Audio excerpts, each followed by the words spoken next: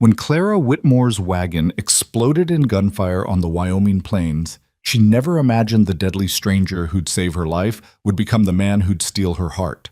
But Luke Granger wasn't just any cowboy. He was a former marshal hunting the gang that murdered his family. Their journey to Silver Creek would test everything they believed about justice, love, and second chances. Stay with me until the end, and comment what city you're watching from so I can see how far this story travels across the world. The first bullet punched through the canvas cover of Clara Whitmore's wagon with a sound like ripping silk, and in that crystallized moment before chaos consumed everything, she thought about how ridiculous it was that she'd worried about her hair that morning. The second bullet shattered the water barrel strapped to the side, sending a cascade of precious liquid soaking into the thirsty Wyoming dirt. The third, she lost count after the third, because by then she was diving sideways, her carefully packed trunk of schoolbooks exploding open as the wagon lurched violently to one side. "Get down!" The wagon driver, a grizzled man named Hewitt, who'd been hired back in Cheyenne, already had his rifle out, but his hands were shaking so badly he could barely aim. "Christ almighty, it's the Barton gang!"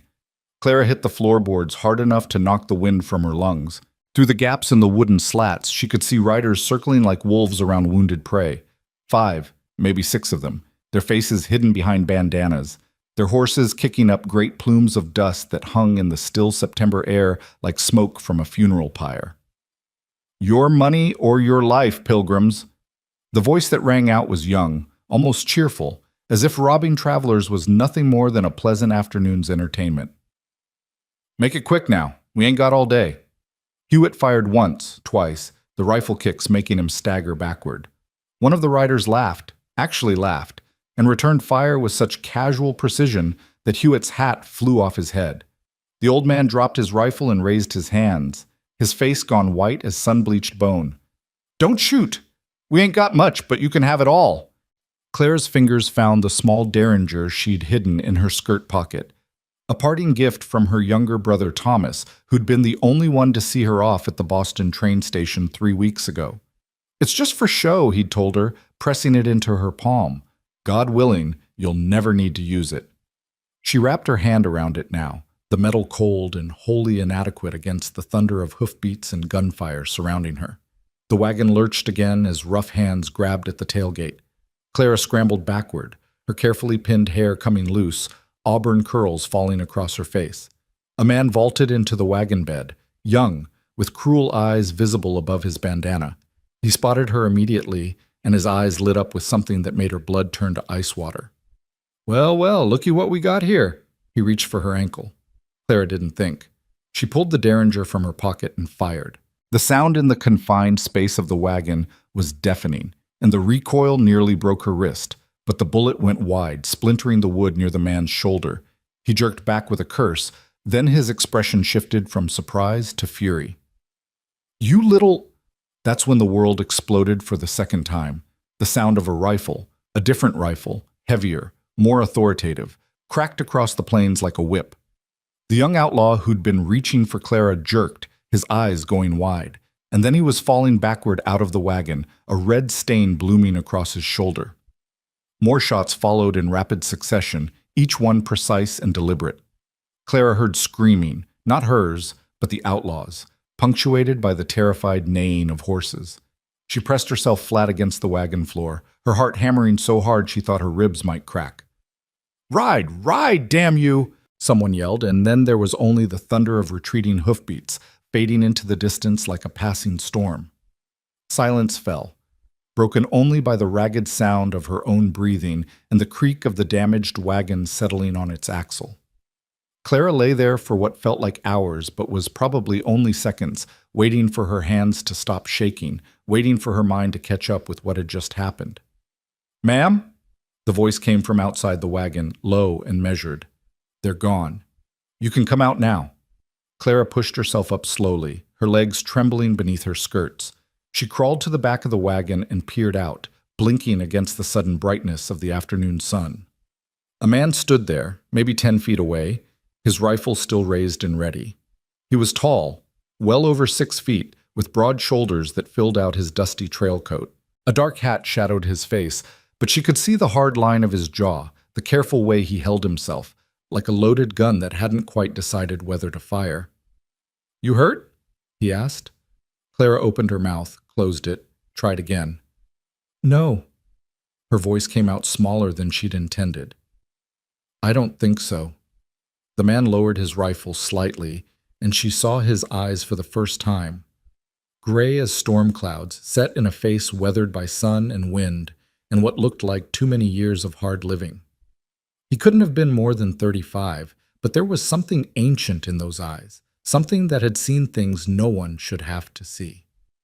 "Your driver's dead," he said, with the flat delivery of a man reporting the weather. "Shot through the heart, probably didn't feel much." Clara's stomach lurched. She'd barely known Hewitt, had hired him only 3 days ago for the final leg of her journey, but the casual brutality of his death hit her like a physical blow. "Oh, God." "Your wagon's in bad shape, too. Axle's cracked, water barrel's gone, and—" The stranger walked around the side, examining the damage with a practiced eye. "Yeah, this isn't going anywhere without repairs. Where were you headed?" "Silver Creek."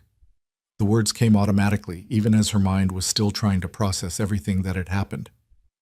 "I'm supposed to teach at the schoolhouse there. I'm Clara Whitmore."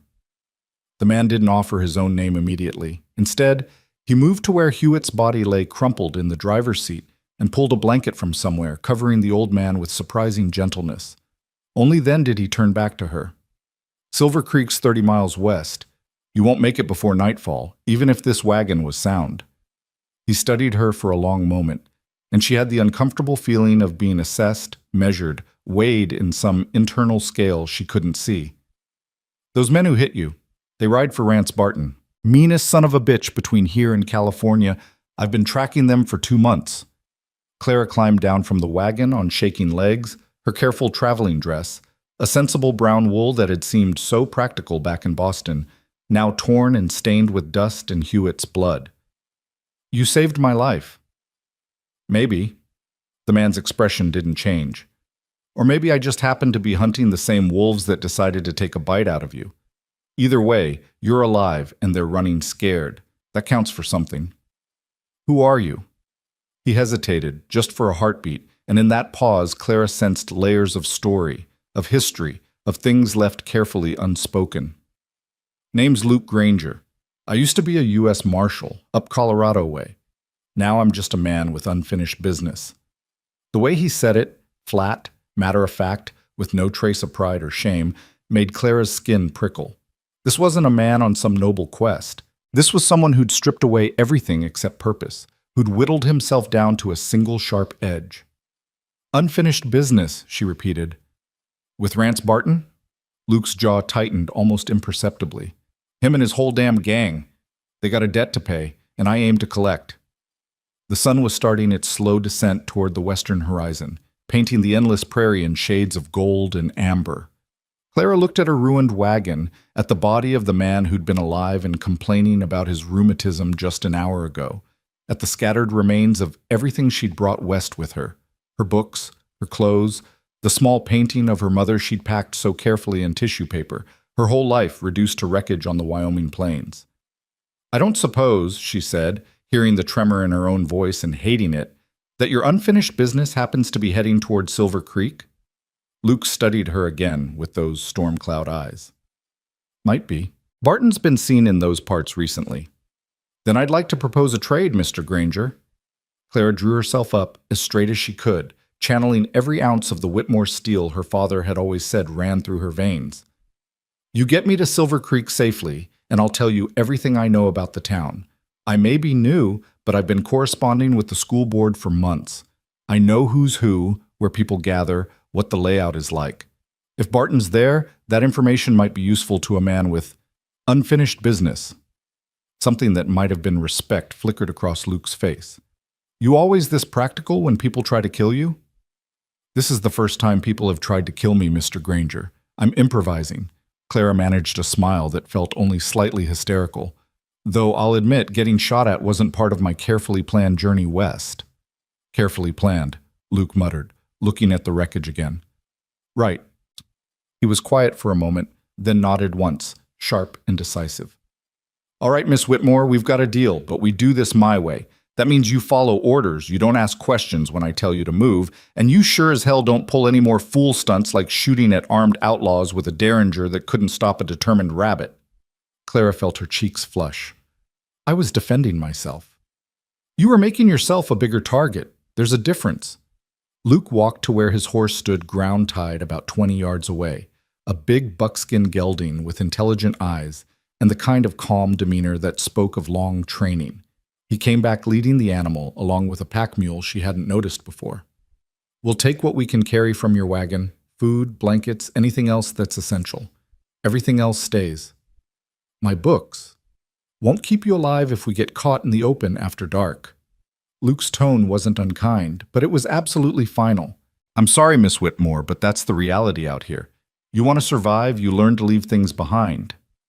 Clara bit back the argument that wanted to spring to her lips. He was right, of course.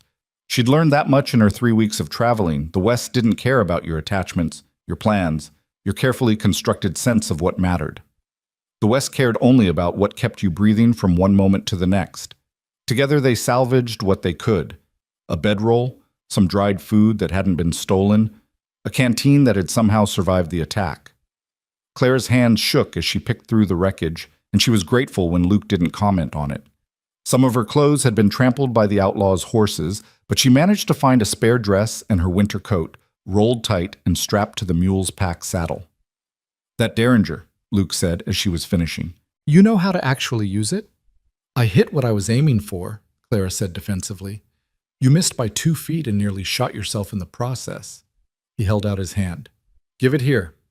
Reluctantly, Clara pulled the little gun from her pocket. Luke examined it, checked the remaining round, then handed it back with a slight shake of his head. Single shot left. Make it count if you have to use it, but for God's sake, aim for center mass and brace your wrist. And Miss Whitmore? Yes? Next time you're in a fight for your life, don't close your eyes when you pull the trigger. Her cheeks burned. I didn't. You did. But there was something almost gentle in the way he said it. A recognition of her fear without judgment. It's natural. Most people do, first time. But out here, natural gets you killed. Remember that. The sun was touching the horizon by the time Luke finished burying Hewitt in a shallow grave marked with stones. He stood over it for a moment, hat in hand, but didn't say any words. Clara wondered if he'd done this before, buried strangers who'd died in the wrong place at the wrong time. Wondered how many graves he'd left behind in his wake. We need to move, Luke said, settling his hat back on his head. There's a creek about 5 miles north. Good place to make camp for the night. We'll be off the main trail. Harder for anyone to stumble across us.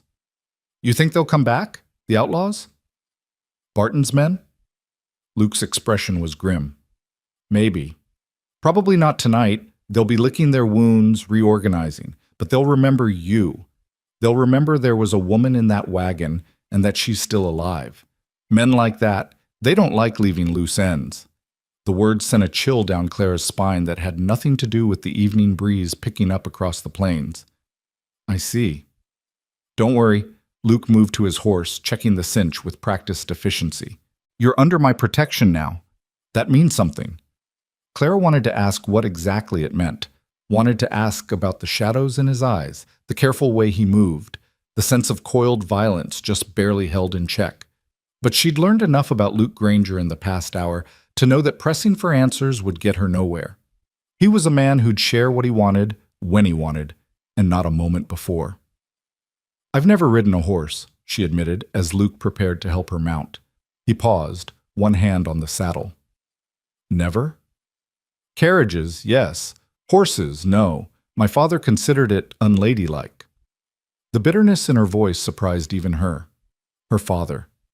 The man who'd tried to sell her to the highest bidder, who'd seen his own daughter as nothing more than a business transaction.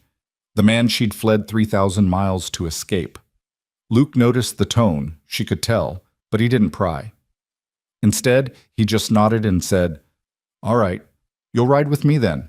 It'll be easier anyway. I can keep you steady if we need to move fast. Before Clara could protest, he'd lifted her up into the saddle with surprising ease, then swung up behind her. His arms came around her as he gathered the reins, and she was suddenly, acutely aware of the solid wall of his chest at her back, the heat of him cutting through the evening chill. Relax, he said quietly, close to her ear. "Buck hears steady as they come. You're safe." Safe. The word seemed almost absurd given everything that had happened, everything that could still happen. But as Luke nudged the buckskin into an easy walk, the mule following behind on a lead rope, Clara found herself believing it, or at least wanting to believe it. They rode in silence as the sun finally slipped below the horizon, painting the sky in brilliant streaks of orange and purple. The prairie stretched out in all directions, endless and empty. And for the first time since leaving Boston, Clara felt the true weight of just how far she'd come, how completely she'd severed herself from everything she'd known. "You're a long way from home," Luke said, as if reading her thoughts. "I don't have a home anymore." The words came out before she could stop them. "Not really. I had a house, a family, a life that was all planned out for me. But that's not the same thing as a home, is it?" Luke was quiet for a moment. "No," he finally said. "I suppose it's not." They found the creek just as full darkness fell, a thin ribbon of water running through a stand of cottonwood trees that provided cover and the sound of running water to mask their presence. Luke helped Clara down from the horse with the same careful efficiency he seemed to bring to everything, then set about making camp with the quick competence of someone who'd done this 1,000 times. Clara tried to help, but she was awkward and uncertain, and after the third time she nearly knocked over the coffee pot, Luke gently suggested she sit down and rest. "I'm not useless," she said, hating how defensive she sounded. "Never said you were." Luke had a small fire going now, just enough to heat water and provide a little warmth without sending up a beacon of smoke. "But you've had a hell of a day, Miss Whitmore. No shame in taking a moment to catch your breath." So Clara sat on a flat rock near the fire and watched as Luke set up their camp, checking on the horse and mule, laying out the bedroll, heating up some of the dried beans they'd salvaged from her wagon. His movements were precise, economical, nothing wasted. A man who'd learned to survive on the thin edge between life and death. "How long have you been hunting them?" she asked finally. "Barton and his gang." Luke's hand stilled for just a moment over the coffee pot. 2 months, 3 weeks, and 4 days. The precision of the answer told her everything she needed to know about what drove him. This wasn't just business. This was personal. "May I ask why?" "You can ask." Luke poured coffee into 2 tin cups, handed her one. "Whether I answer is another matter." Clara wrapped her cold hands around the cup, grateful for its warmth. "You said you used to be a marshal. Past tense, what happened?" For a long moment, she thought he wouldn't respond. He stared into the fire, his face carved from shadows and flickering light, and Claire was about to apologize for prying when he spoke. 3 years ago, I had a wife and a daughter, Sarah and Emma. His voice was carefully neutral, each word measured out like coins. We were living in Denver. I was working for the Territorial Marshal's office, tracking outlaws, bringing them in for trial. It was good work, important work. Past tense. Claire's heart began to sink. Rance Barton was running a protection racket in the city, shaking down businesses, killing anyone who didn't pay. I arrested him, testified at his trial, watched him get sentenced to 15 years hard labor. Luke's jaw tightened. 2 months later, he escaped, and the first thing he did, the very first thing, was come for my family. Claire's hand went to her mouth. Oh, God. I was out tracking horse thieves. Routine job, should have been back in 3 days. But there was a storm, flash flooding, and we got delayed. By the time I made it home, Luke's voice finally cracked just a little. By the time I made it home, they'd been dead for 2 days. Sarah and Emma, 8 years old, my little girl. She still had her doll clutched in her hand when I found her. Tears burned at the corners of Clara's eyes. I'm so sorry. I turned in my badge the next day. Told the marshal I was done with bringing men in for trial, done watching them escape or get light sentences or walk free on technicalities. I was going after Barton myself, and I was going to see him hang if I had to drag him to the gallows by my bare hands. The words hung in the air between them, heavy with grief and rage and a terrible, inexorable purpose. Clara understood now why Luke moved the way he did, why there was that sense of barely contained violence beneath his careful control. He was a man who'd been hollowed out by loss and filled back up with nothing but the need for justice. Or maybe just revenge. That's why you're here, she said softly. Why you saved me. Because I remind you of them. Luke's head came up, his eyes meeting hers across the fire. No, he said firmly. I saved you because it was the right thing to do. Because leaving you to die would have made me the same as them, and I won't be that. Won't let them make me that. But you're still hunting them. Until every last one of them is dead or behind bars. Yes.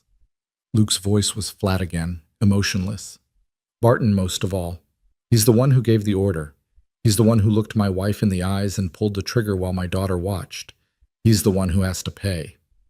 Clara set down her coffee cup, her hands shaking again. She'd thought her own story was dramatic, fleeing an arranged marriage, escaping her father's control, running west to start a new life. But compared to what Luke had suffered, her problems seemed almost trivial. The man who was going to marry me, she heard herself say. His name was Cornelius Ashford. He was 53 years old, and he'd buried 2 wives already. My father said it was a good match, that Cornelius had money and position, and I should be grateful for the opportunity. When I tried to refuse, my father... She touched her cheek, where the bruise had finally started to fade. Well, let's just say he made his disappointment clear. Luke's eyes darkened. He hit you. Once. But it was enough. Clara looked down at her hands. I took what money I had saved, packed a bag, and left in the middle of the night. Caught a train west and never looked back. Thomas, my brother, helped me. He's the only one who knows where I am. And the teaching position? I have a degree from Mount Holyoke. One of the advantages of having a father who believed education made daughters more marriageable. The bitterness was back in her voice. I wrote to every school board between here and California, offering my services. Silver Creek was the first to respond. They're desperate for a qualified teacher, apparently. Desperate enough to hire a woman sight unseen. Luke stood and added another stick to the fire, though it didn't really need it. Clara had the sense he needed to move, to do something with his hands. So we're both running, he said finally. You from the life you didn't want. Me from the one I can't have anymore. I suppose we are. They were quiet for a while after that, the only sounds the crackle of the fire and the gentle murmur of the creek. Clara found herself studying Luke in the flickering light, the lines around his eyes, the gray starting to thread through the dark hair at his temples, the way his hand rested casually on the butt of his pistol, even as he tried to relax. A man permanently on guard. What will you do? She asked. After. When Barton's dead or captured and your business is finished. Luke's laugh was short and harsh. Honestly, I haven't thought that far ahead. Didn't seem like there was much point. But there must be something, some dream, some plan. Dreams are for people who have a future, Miss Whitmore. I stopped having those the day I found Sarah and Emma. He looked at her then, really looked at her, and Clara saw the raw honesty in his eyes. I'm a ghost already. I'm just going through the motions until it's over. That's a terrible way to live. Maybe, but it's the only way I know how anymore. Clara wanted to argue, wanted to tell him that he was wrong, that there was always hope, always a chance for something better. But the words died in her throat because who was she to lecture him about loss? She'd left behind a comfortable life by choice. Luke had his ripped away in blood and violence. Instead, she just said quietly, Well, for what it's worth, I'm glad you were there today. Glad you're here now. Even if you think you're just a ghost, you saved my life. That has to count for something. Something shifted in Luke's expression, some small crack in the armor he wore. Maybe, he said, so softly she almost didn't hear it. Maybe it does. They finished their meager dinner in companionable silence, and when Luke laid out the single bedroll they had, Clara realized with a start that they'd be sharing it. The thought sent a flutter of something through her stomach, nerves, definitely, but also something else she didn't want to examine too closely. I'll take first watch, Luke said, settling himself with his back against a tree trunk, rifle across his lap. You get some sleep. We've got a long ride tomorrow. Clara lay down, pulling the blanket up to her chin. The ground was hard beneath her, nothing like the feather mattress she'd slept on in Boston, and every sound in the darkness, the rustle of wind through the cottonwoods, the distant cry of a coyote made her tense. But Luke's presence, solid and watchful in the darkness, was oddly comforting. "Mr. Granger?" she said softly. "Yeah?" "Thank you for everything. Get some sleep, Miss Whitmore." But as Clara closed her eyes, listening to the rhythm of Luke's breathing keeping watch over her, she found herself thinking that maybe, just maybe, they'd both found something neither of them had expected out here on the Wyoming plains. Not salvation, exactly. Not yet. But the possibility of it. The first fragile hope that tomorrow might be different than yesterday. And in the darkness, under stars so thick they looked like spilled salt across black velvet, two broken souls began the slow, uncertain process of learning how to be whole again. Clara woke to the sound of Luke moving quietly around the camp, the sky still more black than blue, stars fading like dying embers. She sat up, disoriented for a moment, her body stiff from sleeping on the hard ground.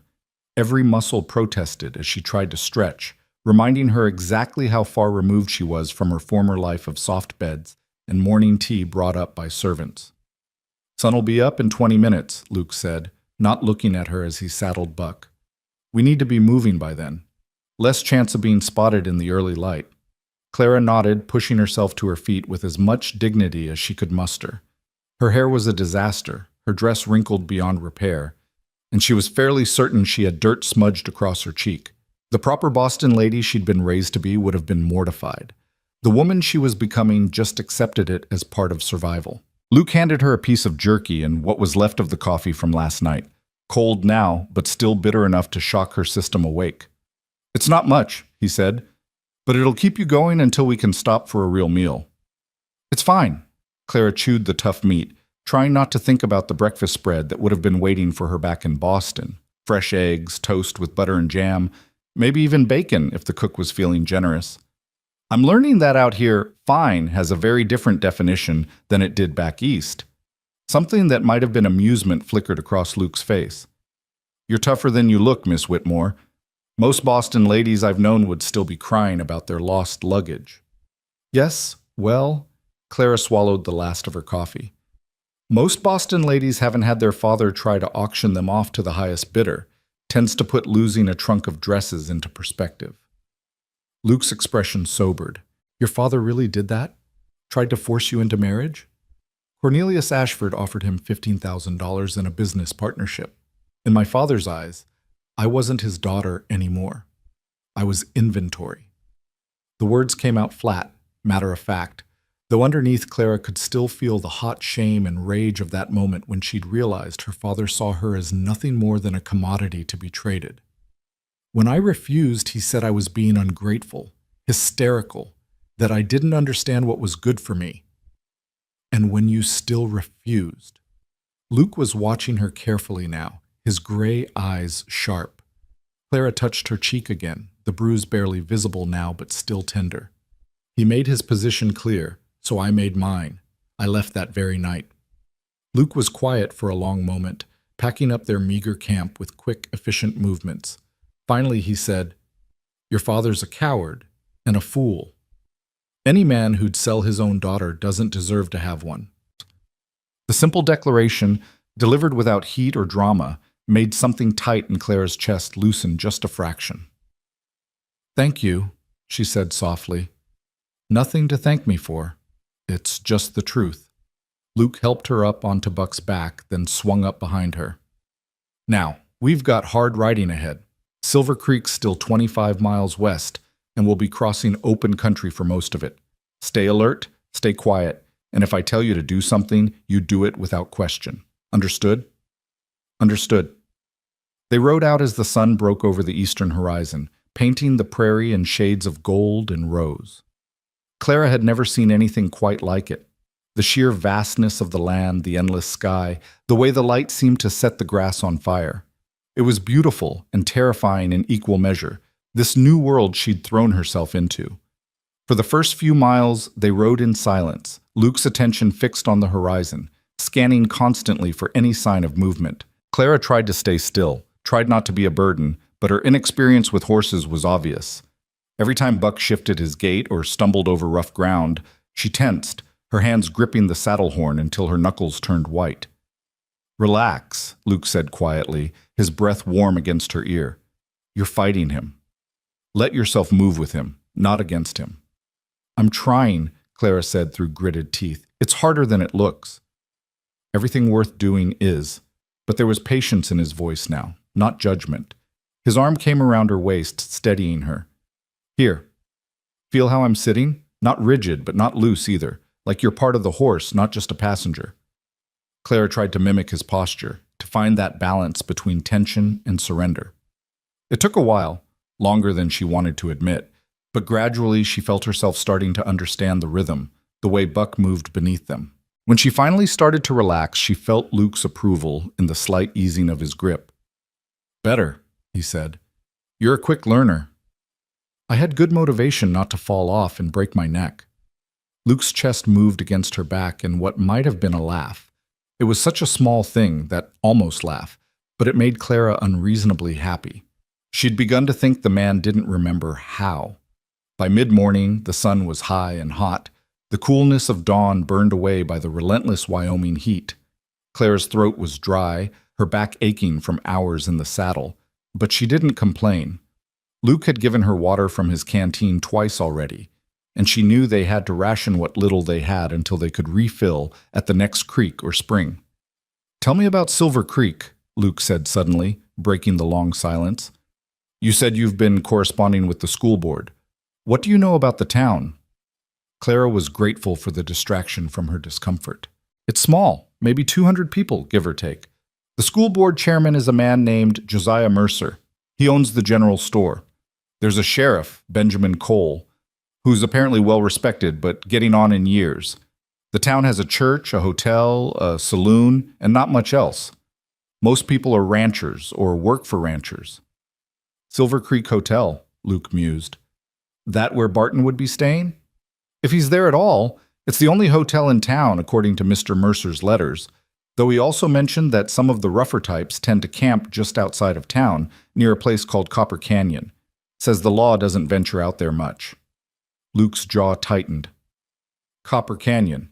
That sounds like exactly the kind of place Barton would hole up. Close enough to town to cause trouble, far enough out to avoid the law. You think he's really there? I know he is. Luke's certainty was absolute. I've been tracking him since Denver. He's been moving west, hitting towns and ranches along the way, always staying a few steps ahead. But his pattern's been consistent. He finds a place where the law is weak or stretched thin, sets up shop for a few weeks, bleeds the town dry, then moves on. Silver Creek fits that pattern perfectly. Clara felt a chill despite the heat. And you're going to what? Walk into town and arrest him yourself? Something like that. Luke's tone suggested he hadn't quite worked out all the details yet. First, I need to figure out how many men he's got with him, where they're camped, what their routine is. Then I'll decide how to move. That doesn't sound like much of a plan. It's the plan I've got. Luke shifted slightly, adjusting their course to follow a dry creek bed that offered more cover than the open prairie. I've been a lawman long enough to know that plans rarely survive first contact with reality anyway. Better to stay flexible, adapt to what you find. And what about me? Clara asked. What happens when we get to Silver Creek? You go to your schoolhouse, start your new job, live your life. Luke's voice was carefully neutral. My business with Barton doesn't have to be yours. But it already is, isn't it? Clara turned her head, trying to see his face. Those men yesterday, they saw me. You said yourself they don't like leaving loose ends. Even if I go to Silver Creek and play the innocent school teacher, if Barton finds out I survived that attack, if he connects me to you, he won't. But Luke didn't sound entirely convinced. I'll make sure of it. How? By keeping me locked in the schoolhouse while you hunt outlaws? That's not a life, Mr. Granger. That's just a different kind of prison. Luke was quiet for a long moment. When he finally spoke, his voice was rough. I can't let you get hurt. Not because of me, not because of them. I won't have another woman's death on my conscience. The raw pain in those words made Clara's heart clench. I'm not your wife, she said gently. You can't protect me from everything, and you shouldn't have to. I made my own choices, took my own risks. Whatever happens now, that's on me, not you. That's not how it works. Then how does it work? Clara challenged. You carry the weight of the whole world on your shoulders until it crushes you? You punish yourself for every bad thing that happens to anyone in your vicinity? That's not justice, Mr. Granger. That's just slow suicide. Luke's entire body went rigid behind her. You don't know what you're talking about. Don't I? Clara pressed on, knowing she was probably overstepping but unable to stop herself. You said yourself you're just going through the motions until it's over, that you stopped having dreams when your family died. That sounds like a man who's already given up on living, who's just waiting for death to catch up with him. That's enough. Luke's voice was hard now, cold as winter steel. This conversation is over. They rode in tense silence after that. The easy camaraderie of the morning evaporated. Clara wanted to apologize, to take back her words, but she also believed them. Luke Granger was a good man, destroying himself in the name of vengeance, and someone needed to tell him that before it was too late. Around noon, they stopped to rest the horses and eat. Luke barely looked at her as he helped her down from Buck's back, and when he handed her water and more jerky, his movements were mechanical, distant. Clara sat on a flat rock and watched him check the horse's hooves, adjust the pack saddle on the mule, do everything he could to avoid talking to her. Finally, she couldn't stand it anymore. I'm sorry, she said. I shouldn't have said those things. It wasn't my place. Luke didn't respond immediately.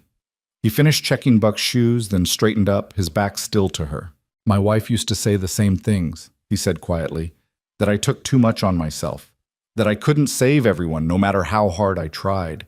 She worried I'd burn myself out, that one day the job would take more than I had to give. She sounds like she was very wise. She was.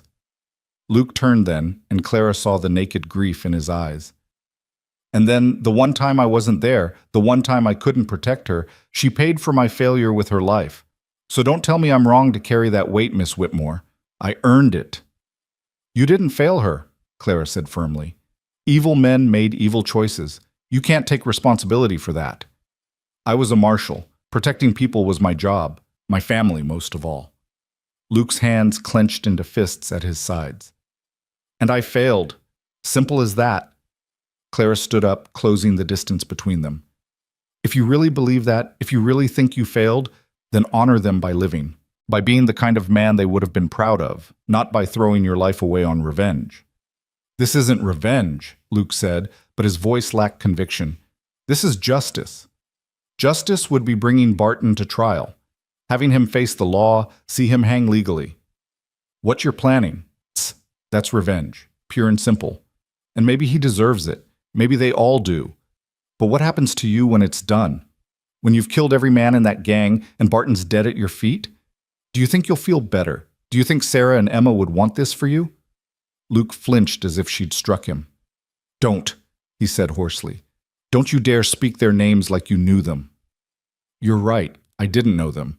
But I know what it's like to lose everything you thought your life would be. I know what it's like to have to choose between the person you were and the person you're becoming. And I know that the dead don't want us to die with them, Mr. Granger. They want us to live, to find joy again, even if it feels impossible, to honor their memory by being more than just grief and rage. For a long moment, Luke just stared at her, his expression unreadable. Then he turned away, running a hand through his hair.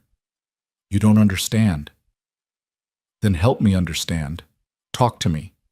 Tell me about them. About Sarah and Emma. Not how they died, but how they lived. What made them laugh? What were their dreams? What do you miss most? Luke was silent for so long that Clara thought he wouldn't answer. But then, slowly, haltingly, he began to speak. Emma wanted to be a veterinarian. She was always bringing home injured animals, birds with broken wings, stray cats, one time a half-dead coyote pup that had been abandoned by its mother. Sarah would get so frustrated, said our house was turning into a menagerie. But she never made Emma get rid of them. She'd just sigh and help her daughter build another box to keep them in. A faint smile touched Luke's lips. Emma had this way of looking at me with those big green eyes. She got them from Sarah, and I'd melt. Couldn't deny her anything. She sounds wonderful, Clara said softly. She was. Luke's voice cracked. She was only 8, but she was already so smart, so full of life. She wanted to learn everything, try everything. And Sarah encouraged all of it, said daughters should be raised to think for themselves, to have dreams beyond just marriage and children. Your father should have been more like my wife. I think I would have liked her very much. She would have liked you too. Sarah always said the world needed more women willing to stand up for themselves, to take risks for what they wanted. Luke looked at Clara then, really looked at her. She would have respected what you did, leaving Boston, running west to start over. Did she run too, from something? In a way. Her family wanted her to marry some banker in St. Louis, live a nice, safe city life. But Sarah met me at a barn dance when I was just a deputy, and she decided she'd rather have an uncertain life with a man she loved than a comfortable one with a man she didn't. Her parents disowned her for it. That must have been hard. It was. But Sarah never regretted it. She used to say that the best things in life were the ones you had to fight for. Luke's expression was distant now, lost in memory.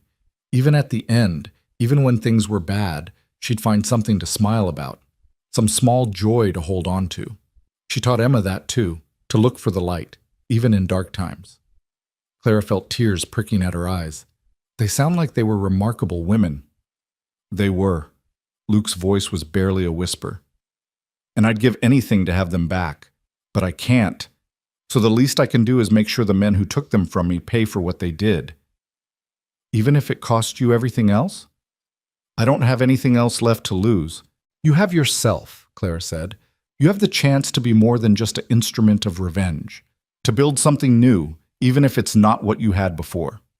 That's not nothing, Mr. Granger. Luke opened his mouth to respond, but whatever he was going to say was cut off by a sound in the distance, the faint drumbeat of approaching horses. His entire demeanor changed in an instant, going from vulnerable to deadly in a heartbeat. He put a finger to his lips, signaling Clara to be quiet, then moved swiftly to where his rifle leaned against a rock. Into the brush, he whispered urgently. Now. And don't make a sound. Clara didn't argue. She scrambled into the thick scrub that lined the dry creek bed, pressing herself flat against the ground, her heart hammering so hard she was sure whoever was coming would hear it. Luke was beside her a moment later, rifle ready, his eyes fixed on the horizon.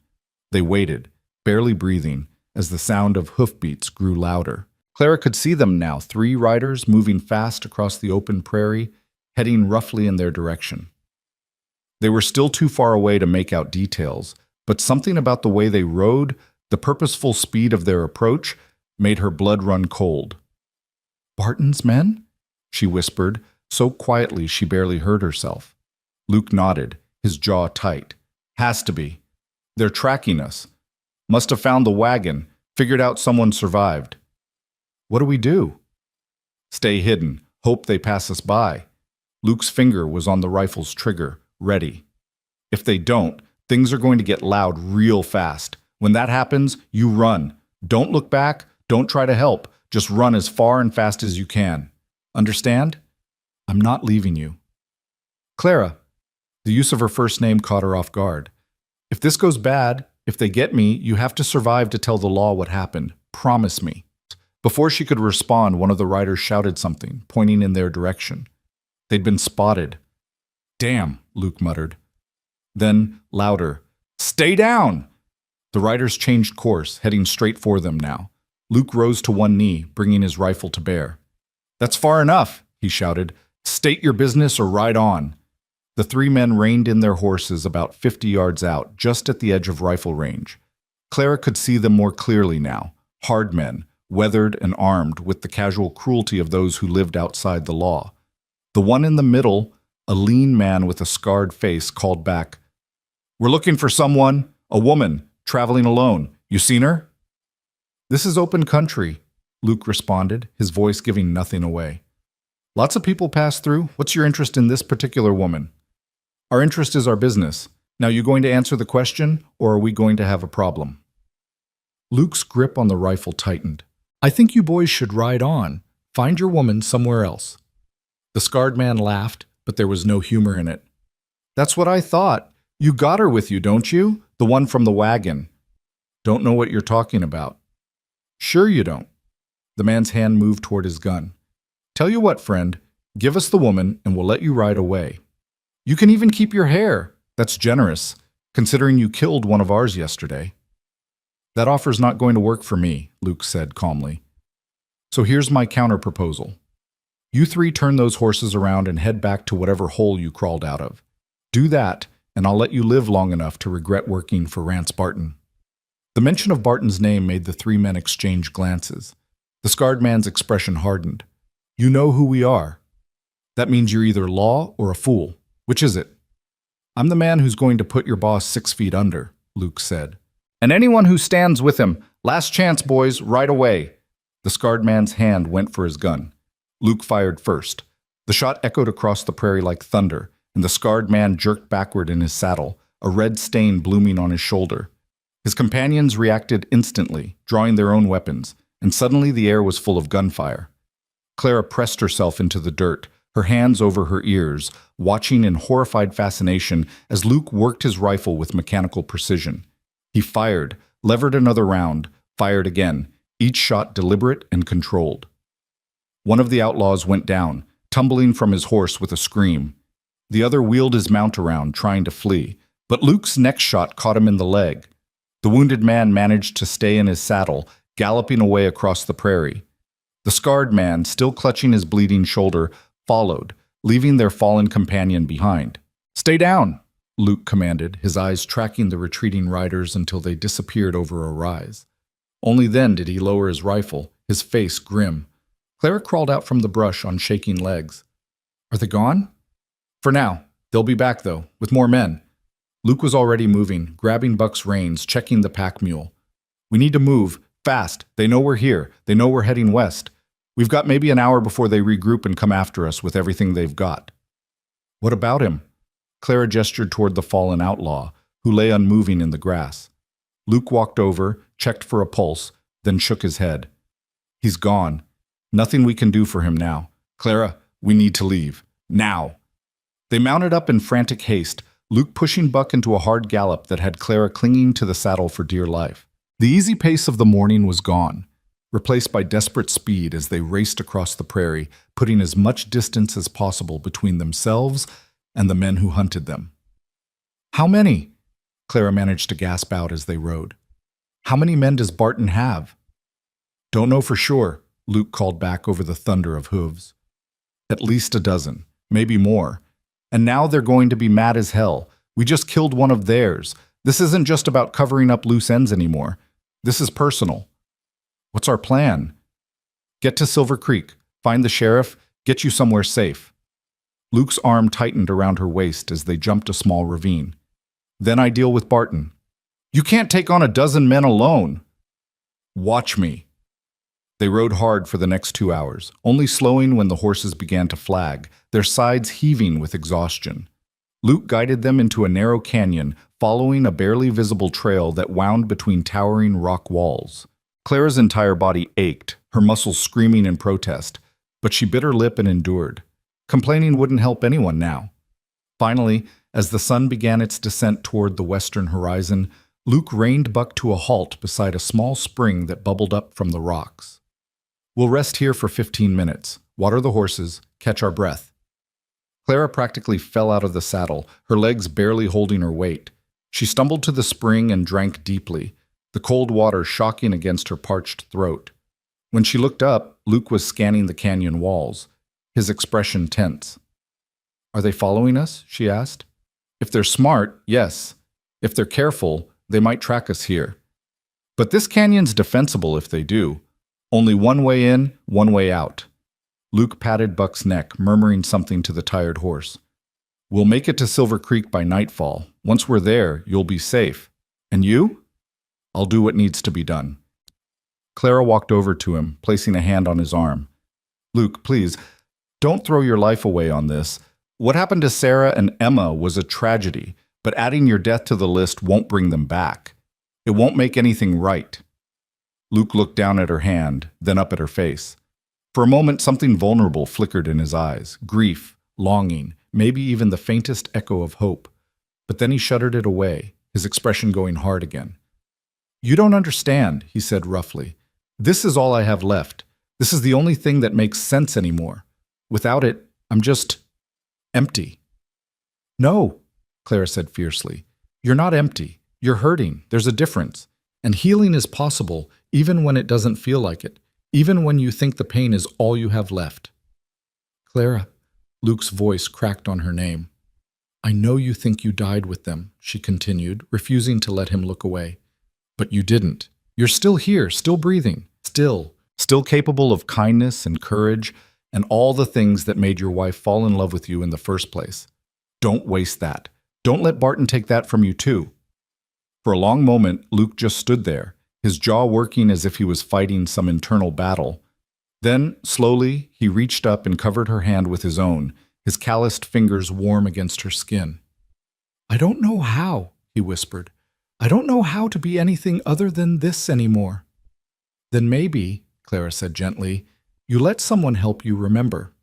They stood like that for a long moment, the canyon walls rising around them, the sound of water trickling over stone, the horses breathing softly nearby. In that small space of peace, something shifted between them. Not love, not yet, but the possibility of it. The first fragile seed of something new taking root in scorched earth. Then Luke cleared his throat and stepped back, breaking the moment. We need to move. Sun's getting low. Clara nodded, understanding that he could only handle so much vulnerability at once. All right. They mounted up again, and as they rode out of the canyon toward Silver Creek, and whatever waited for them there, Clara found herself hoping that maybe, just maybe, Luke Granger would find a reason to live beyond revenge. That maybe he'd remember how to dream again. That maybe, against all odds, both of them would find a way to build something new from the ashes of their old lives. The sun was painting the western sky in shades of crimson and gold when the buildings of Silver Creek finally came into view, rising from the prairie like a promise of civilization in the wilderness. Clara felt Luke's body relax slightly behind her, though his hand never strayed far from his pistol.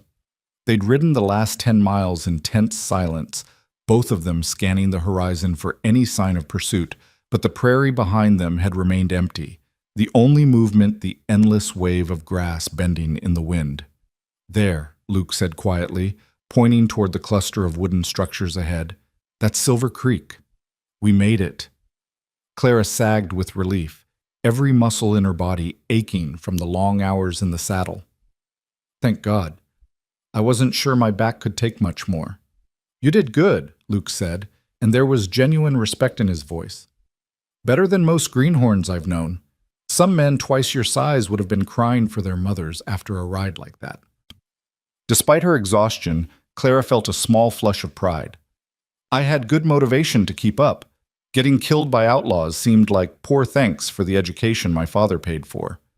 Luke's chest moved against her back in what might have been a quiet laugh, and Clara found herself smiling despite everything.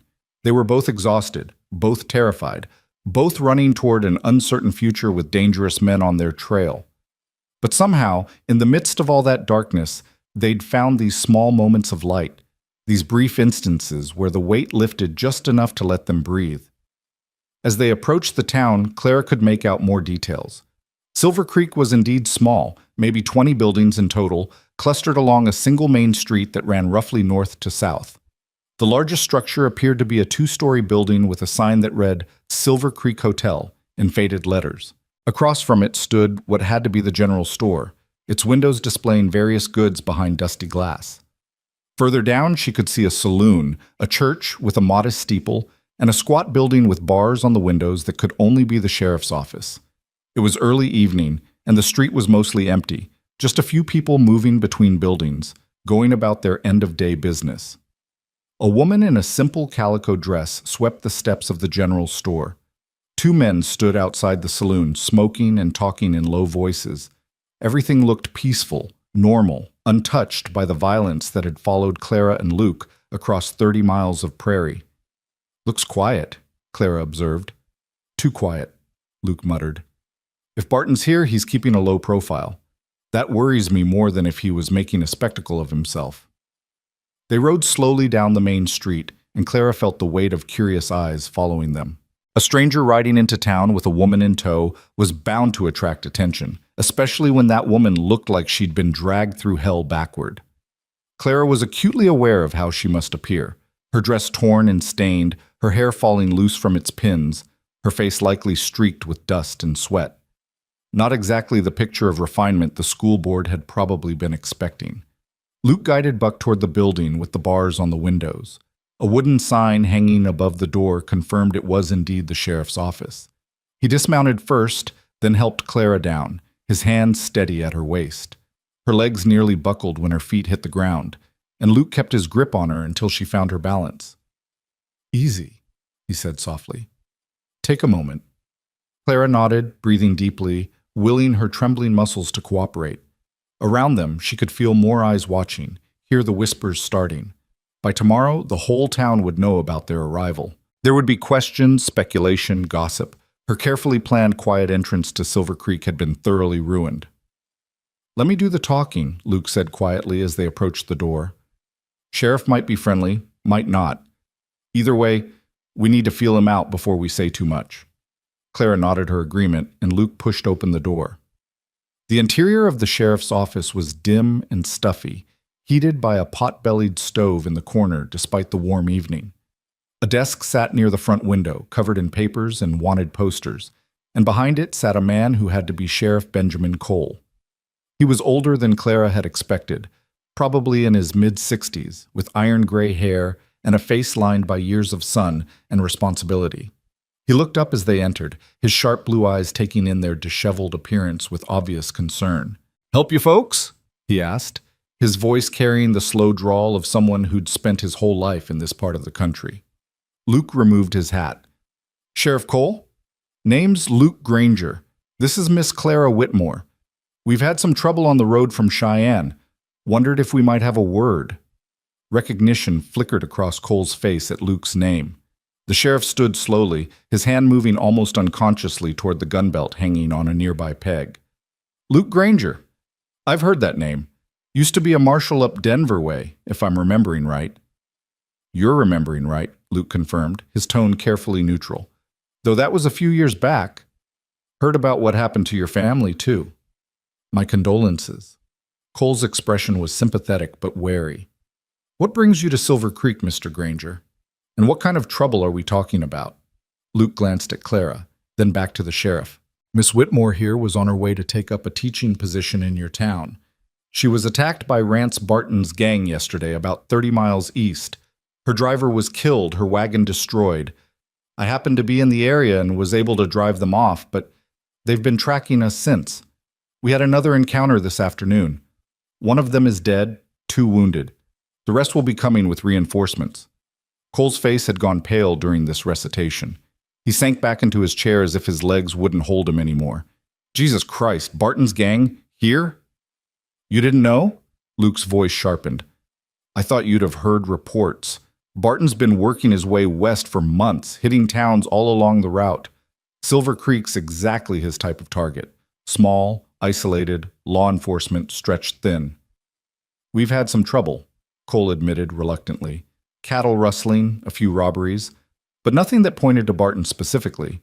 If I'd known—" He trailed off, running a hand through his gray hair. "How many men does he have?" "At least a dozen, maybe more. Hard to say exactly." Luke leaned forward, his hands flat on the desk. "Sheriff, I need to know. Is Barton in Silver Creek right now?" Cole hesitated, and in that pause, Clara saw the answer written plain as day on his weathered face. The sheriff knew something he didn't want to share. "Sheriff?" Luke's voice had gone dangerously quiet. "If you know where Barton is, you need to tell me. Lives are at stake." "There's a group of men camped out near Copper Canyon," Cole finally said, each word dragged out reluctantly. "Been there about a week. They've been coming into town, drinking at the saloon, spending money freely, causing some trouble, but nothing I could arrest them for. I rode out there once to have a word, tell them to keep things peaceful. There was a red-haired man who seemed to be in charge. Never gave his name, but he had that look about him. You know the type. Hard eyes, dangerous." "That's him?" Luke said grimly. "That's Barton. How many at the camp?" "I counted 8, but there could be more. The canyon's got caves, places to hide." Cole looked genuinely distressed now. Mr. Granger, I'm an old man with one deputy who's barely 20 years old. If Barton's really out there with a dozen armed men, I don't have the resources to take them on. I'd need to send for the territorial marshal, get proper backup. By the time they arrive, Barton will be gone. He always moves before the law can catch up. Luke straightened, his decision clearly made. I'm going after him myself. That's suicide, Cole protested. One man against a whole gang? Even if you were still wearing a badge, which you're not, that's a fool's errand. Then I'm a fool. Luke's voice was flat, final. But I'm not letting him slip away again, not when I'm this close.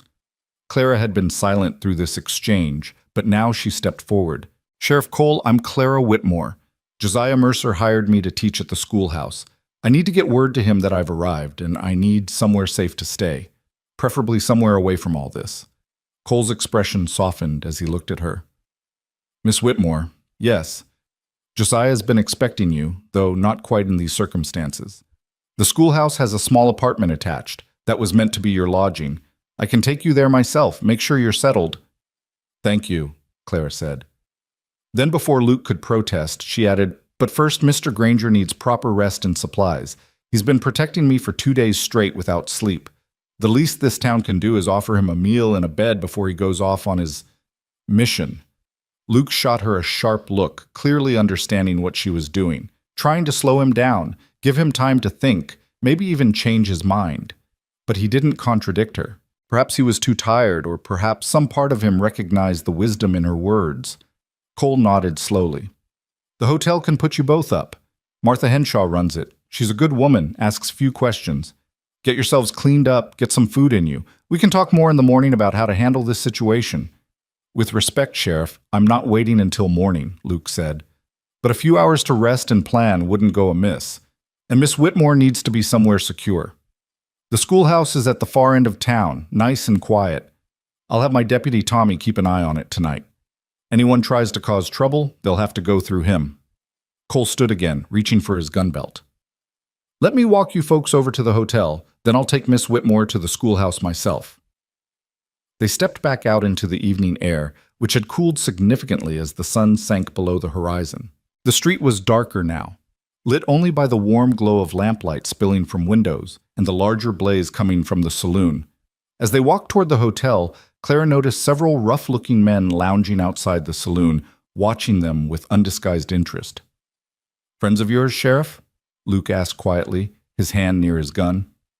More like thorns in my side, Cole replied with equal quiet.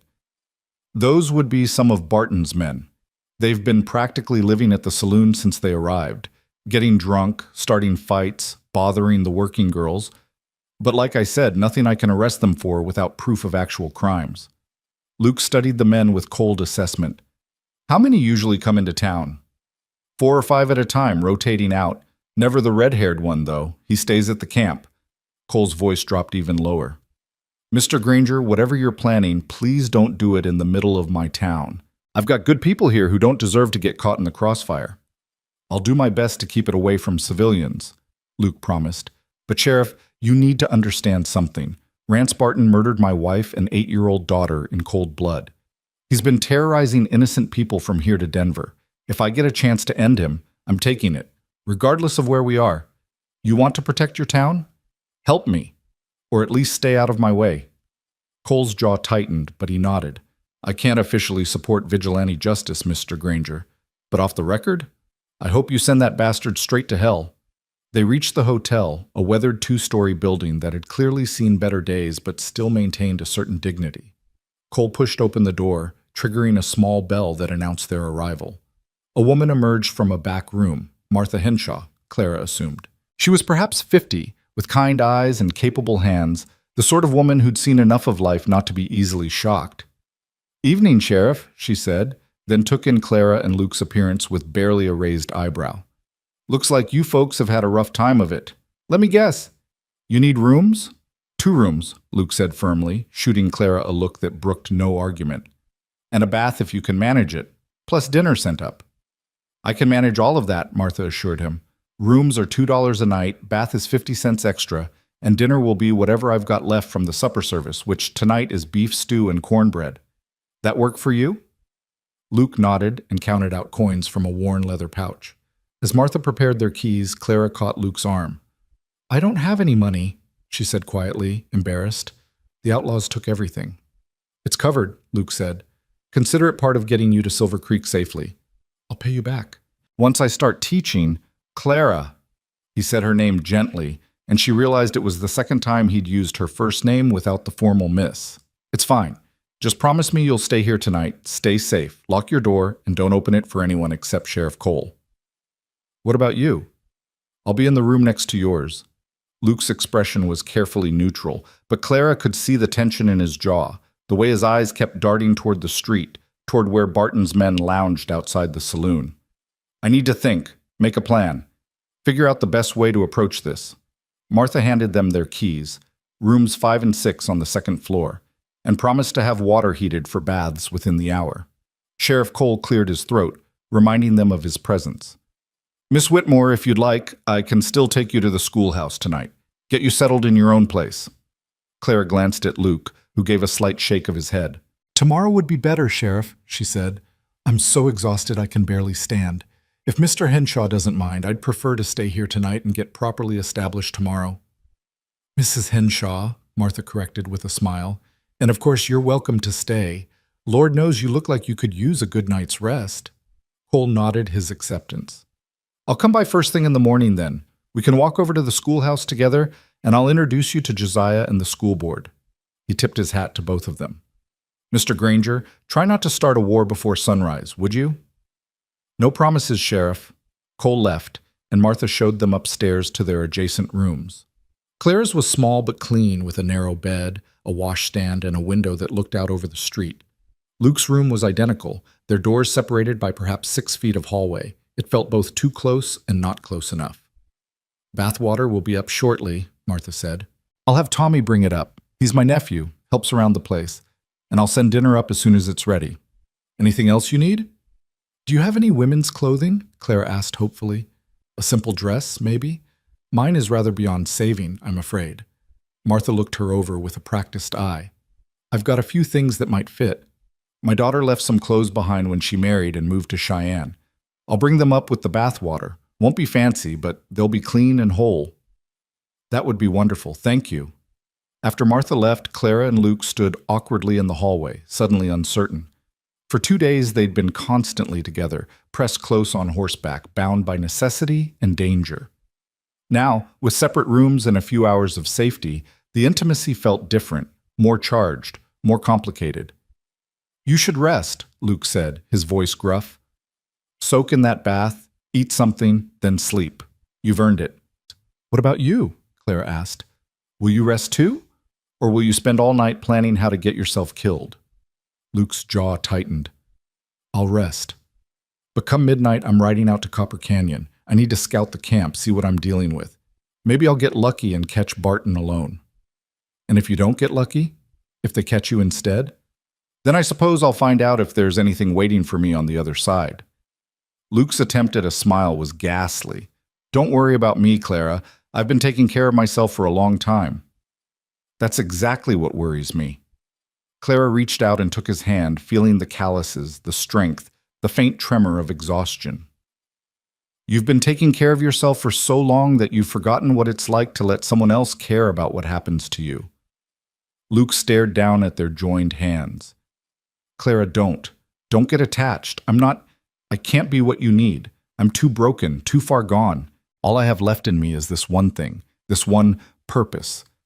Once it's done, I don't even know if there'll be anything left." "There will be," Clara said fiercely.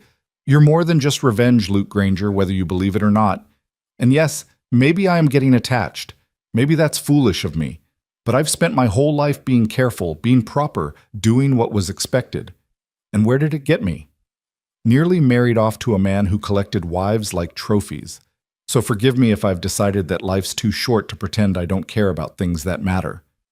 Luke's eyes met hers, and for a moment Clara saw past all his carefully constructed walls to the raw need underneath.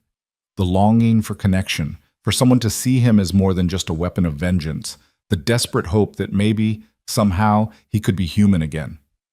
Then he pulled his hand away, stepping back. "Get some rest, Clara." We'll talk in the morning." He disappeared into his room before she could respond, the door closing with quiet finality. Clara stood in the hallway for a long moment, fighting the urge to knock, to push, to make him acknowledge what was building between them. But she'd said her piece. The rest was up to him. She went into her own room and locked the door, leaning against it with her eyes closed. Every part of her body ached, but it was the emotional exhaustion that threatened to overwhelm her. 2 days ago, she'd been a different person, still scared, still running, but fundamentally alone. Now she'd entangled her fate with a man bent on self-destruction, a man who carried so much pain he could barely stand upright under the weight of it. A knock at the door made her jump. She opened it to find a young man, Tommy, presumably, carrying 2 large buckets of steaming water. He was maybe 19, with friendly features and a shy smile. "Bathwater, miss," he said. "I'll need to make 2 more trips to fill the tub proper, and Mrs. Henshaw said to give you these." He indicated a bundle of clothing draped over his arm. "Thank you so much."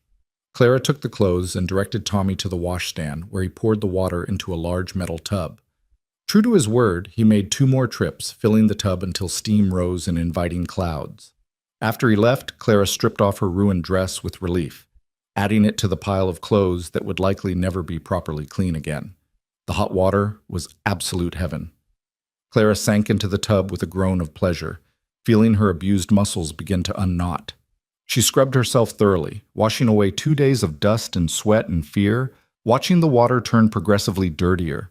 When she was finally clean, she washed her hair, working her fingers through the tangles until it hung smooth and wet down her back. She'd just finished drying off and examining Martha's daughter's clothes, a simple blue cotton dress that looked like it would fit reasonably well, plus undergarments and even a nightgown, when another knock came. This time, it was Martha herself, carrying a tray laden with food. "Thought you might prefer some privacy while you ate," Martha said, setting the tray on the small table by the window. "There's stew, cornbread, butter, and coffee. Not fancy, but it's hot and there's plenty of it." "It looks wonderful," Clara said sincerely. The rich smell of beef stew was making her mouth water. She couldn't remember the last time she'd eaten a proper meal. Martha hesitated, then said carefully, "Miss Whitmore, I don't mean to pry, but are you all right? You and Mr. Granger, you've clearly been through something difficult. If you need help, if you need anything at all, you just say the word." The kindness in the older woman's voice nearly undid Clara. "I'm all right," she managed. "Or I will be, once I've had a chance to recover. Mr. Granger saved my life. He's a good man." "I'm sure he is."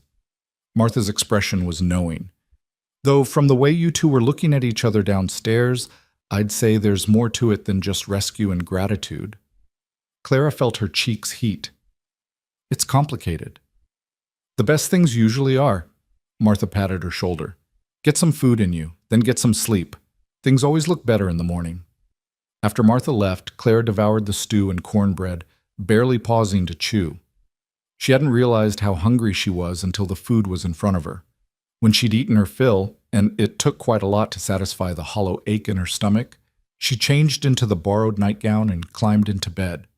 The mattress was lumpy and the pillow thin, but after 2 nights on the hard ground, it felt like luxury.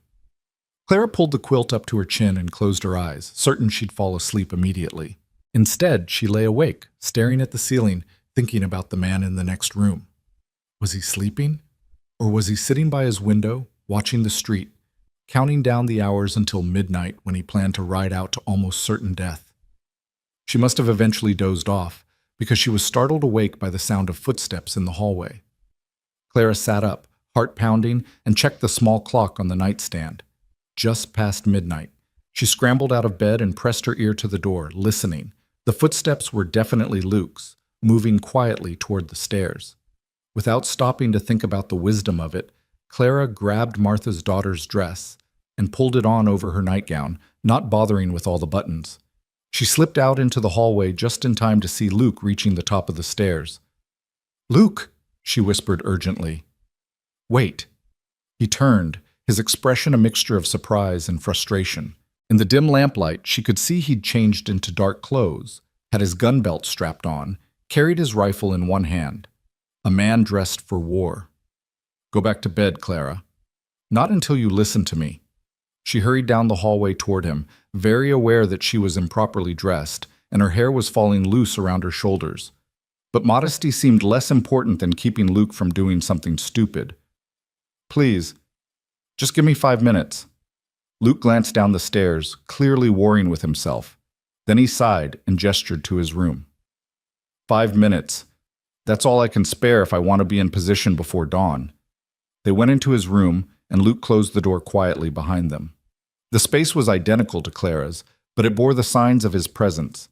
His saddlebags on the chair, his coat draped over the bedpost, the unmistakable scent of leather and gunpowder, and something uniquely him. "What do you want me to say, Clara?" Luke asked wearily. "That I'll stay here, let Barton slip away again? I can't do that. I won't." "I want you to think about what you're doing," Clara said. "Really think about it, not just react out of grief and rage. You're planning to ride out alone to a camp full of outlaws in the middle of the night. Even if you manage to kill Barton, even if by some miracle you survive, what then? You'll be a wanted man yourself. Vigilante justice is still murder in the eyes of the law." "I don't care about the law, not anymore." "Yes, you do. You were a marshal, Luke. You dedicated years of your life to upholding justice. Don't throw all of that away because you're too hurt to see any other path forward." Luke's hands clenched into fists at his sides. "You want to know what I see when I close my eyes? I see Sarah's face. I see Emma's little hand still holding her doll. I see the blood, Clara, so much blood. And I see Barton laughing because he knows he got away with it. He knows that somewhere out there is a broken man who couldn't protect his own family, and that thought probably makes him laugh every single day. So don't tell me about other paths. This is the only path I have." "No," Clara said firmly. She crossed the room and grabbed his arms, forcing him to look at her. "This is the path you've chosen because it's easier than the alternative. It's easier to hunt and kill and throw yourself into death than it is to actually live with your grief, to work through it, to find a way to honor Sarah and Emma's memory that doesn't involve destroying yourself." "You think this is easy?" Luke's voice was raw, broken. "You think any of this is easy?" "I think it's easier than letting yourself heal," Clara said. "I think it's easier than admitting that maybe, just maybe, you deserve to survive. That maybe your wife and daughter would want you to have a life beyond vengeance." "They're dead because of me!" The words exploded out of Luke like a dam breaking. "They died because I put on that badge, because I made enemies, because I was too arrogant to think anyone would target my family. Sarah begged me to quit, to find something safer, and I told her I was doing important work, that I was making a difference. And then she died screaming my name, wondering where I was, why I wasn't there to protect her. Emma died calling for her daddy, and I wasn't there. I failed them in the worst way possible, so don't you dare stand there and tell me I deserved to survive when they didn't." Tears were streaming down Clara's face now, her heart breaking for this man's pain. "It wasn't your fault," she whispered. "Luke, it wasn't your fault. You didn't kill them. Barton did. And destroying yourself won't bring them back." "I know that," Luke's voice cracked. "God, Clara, I know that. But I don't know what else to do. This is all I have left. If I'm not hunting Barton, if I'm not working toward this one goal, then what am I? Just a shell of a man, empty and useless and alone." "You're Luke Granger," Clara said fiercely. "You're brave and strong and capable of extraordinary kindness. You're a man who saved my life without asking for anything in return, a man who still remembers how to be gentle despite everything you've been through. You're someone worth saving, Luke, and if you can't see that, then I'll see it for both of us until you can." Luke stared at her, his chest heaving, his eyes bright with unshed tears. "Why?" he asked hoarsely. "Why do you care? You barely know me." "Because I see you," Clara said simply. "Not the ghost you think you are. Not the instrument of revenge you've tried to become. I see the man underneath, the one who's still fighting to exist despite all the pain. And that man deserves a chance at something more than death." For a long moment they stood there in the lamplight, close enough that Clara could feel the heat radiating from his body, see the pulse beating rapidly at his throat. Then Luke reached up slowly, almost tentatively, and cupped her face in his rough palm. "You're dangerous," he whispered. "You make me want things I have no right to want anymore." "Like what?" Clara's voice was barely audible. "Like tomorrow. like hope, like... He trailed off, his thumb brushing across her cheek. Like this. He kissed her. It was gentle at first, almost questioning, as if he wasn't sure he remembered how. Clara responded without hesitation, rising on her toes, her hands fisting in his shirt. The kiss deepened, became urgent, desperate, two people seeking connection in the midst of overwhelming darkness. When they finally broke apart, both breathing hard, Luke rested his forehead against hers. Clara, A gunshot split the night air outside, followed by shouting and the thunder of hoofbeats. Luke's entire body went rigid. He pulled away from Clara and moved to the window, peering out carefully. "What is it?" Clara asked, her heart racing. "Barton's men. In the street." Luke's voice was grim. "They're shooting up the saloon, terrorizing the town. This is my fault. They're making a statement, showing everyone that they can do whatever they want." More gunshots rang out, punctuated by breaking glass and drunken laughter. Clara joined Luke at the window and saw chaos unfolding below. 5 or 6 men on horseback were riding up and down the street, firing their guns into the air, clearly drunk and looking for trouble. Townspeople were fleeing, shuttering windows, hiding. "I have to stop this," Luke said, already moving toward the door. "Luke, wait!" But he was gone, taking the stairs 2 at a time. Clara watched from the window as he emerged onto the street below, rifle in hand, walking with calm purpose toward the chaos. "That's far enough." Luke's voice carried clearly through the night air. "Ride on out of here before someone gets hurt." The outlaws wheeled their horses around, facing him. Even from her window, Clara could see the sneers on their faces, the casual cruelty of men who'd never faced real consequences. "Well, well," one of them called out, "if it ain't the man who killed Danny. Boys, I think we just found ourselves some entertainment."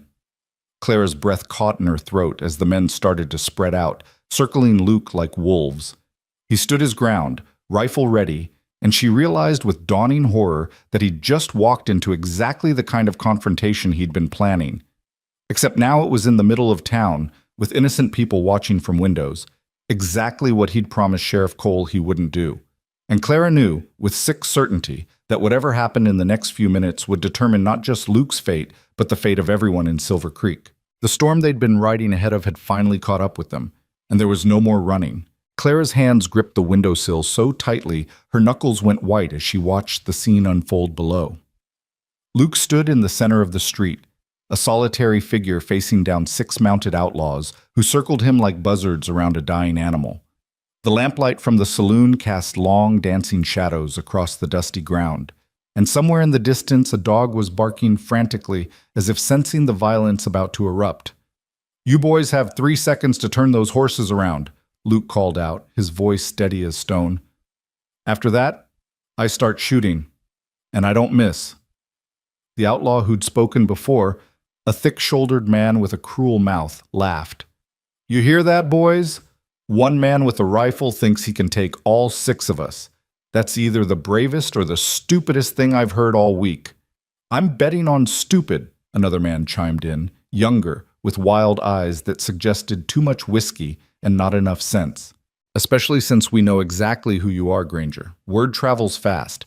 You're the one who's been hunting our boys, the one who killed Danny this afternoon." "Danny drew first," Luke replied calmly. "He made his choice. Now you boys are making yours. Choose wisely."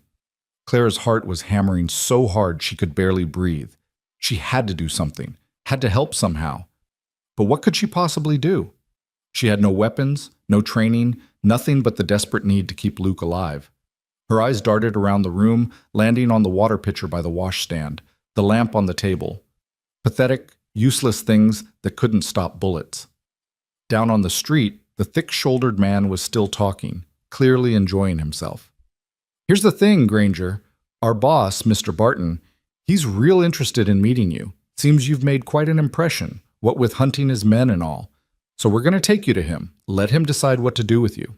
You can come peaceful, or we can drag you there bleeding, your choice." "I'm not going anywhere with you," Luke said, "but I'll give you boys a message for Barton. Tell him Luke Granger says it's time we finished what he started in Denver. Tell him I'm coming for him, and this time there won't be any escape. He's going to pay for what he did to my family." The mention of Denver seemed to strike a nerve.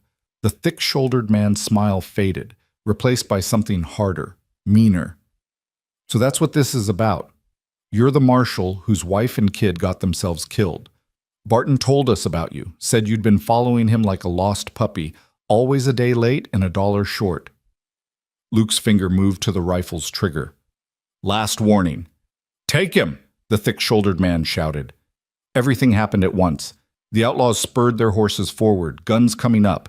Luke dropped to one knee and fired in one smooth motion, the rifle crack splitting the night. The thick-shouldered man jerked backward with a scream, tumbling from his saddle.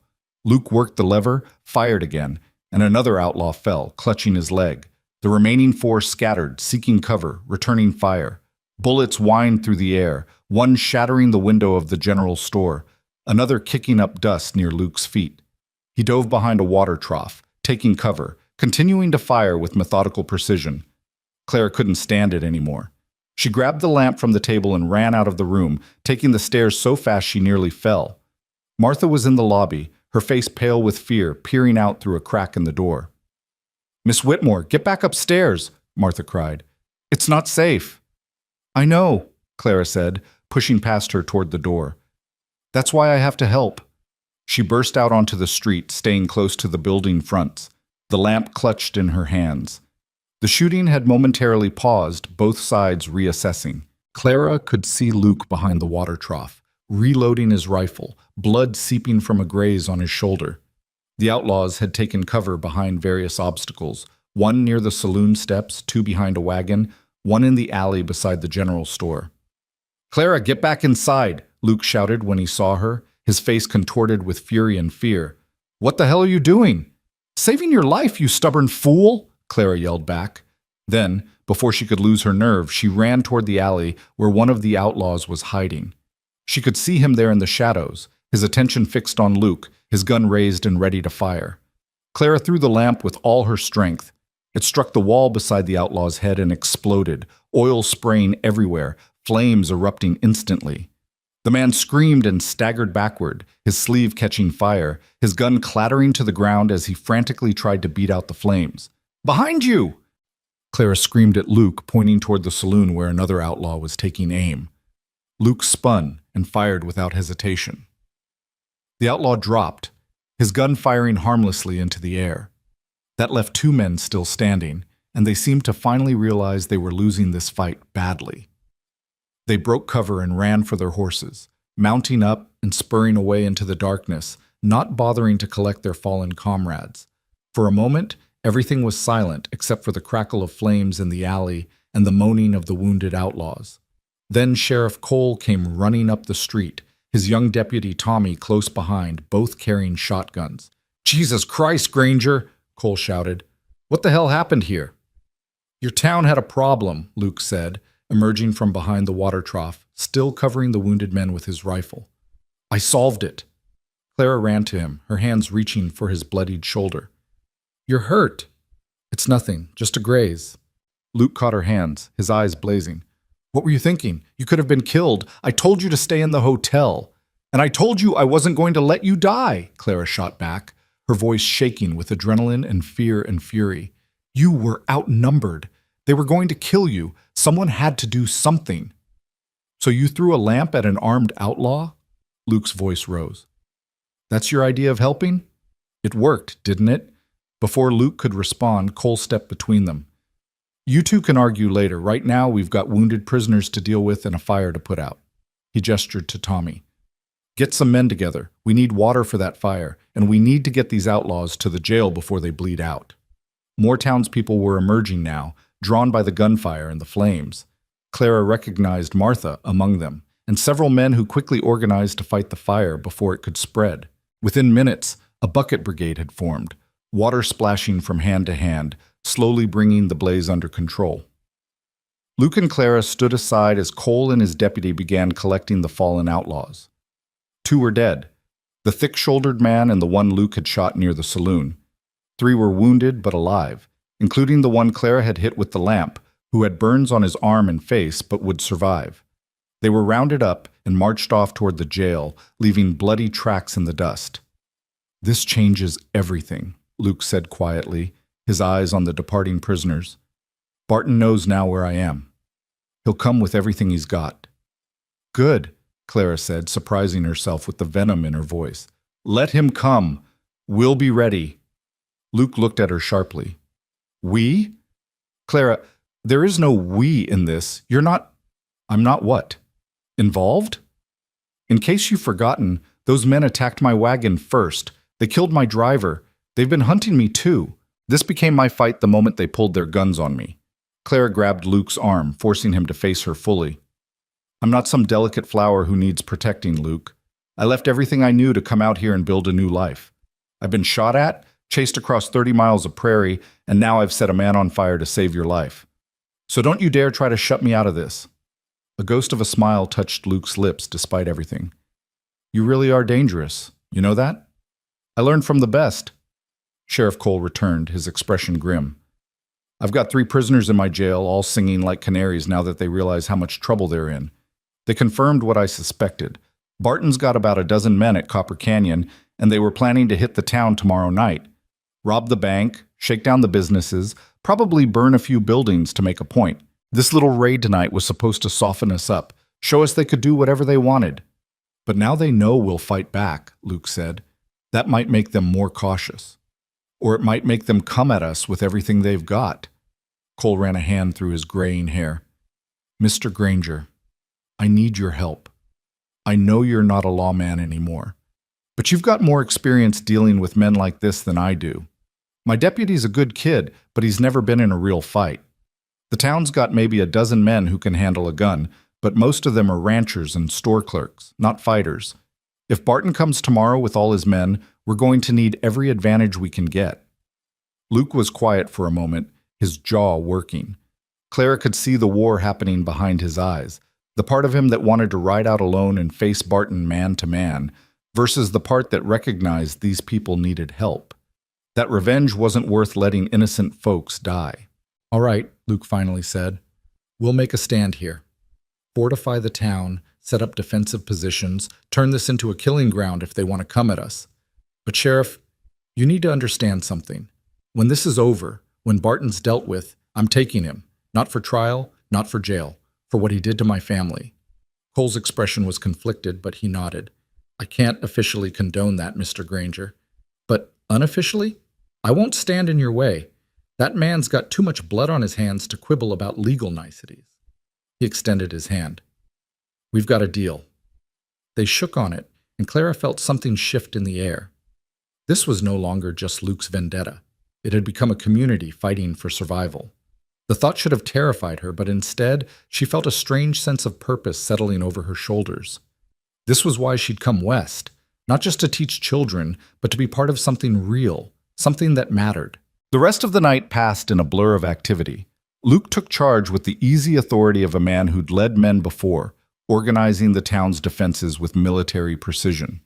Barricades were erected at both ends of the main street using wagons, barrels, and anything else that could stop a bullet.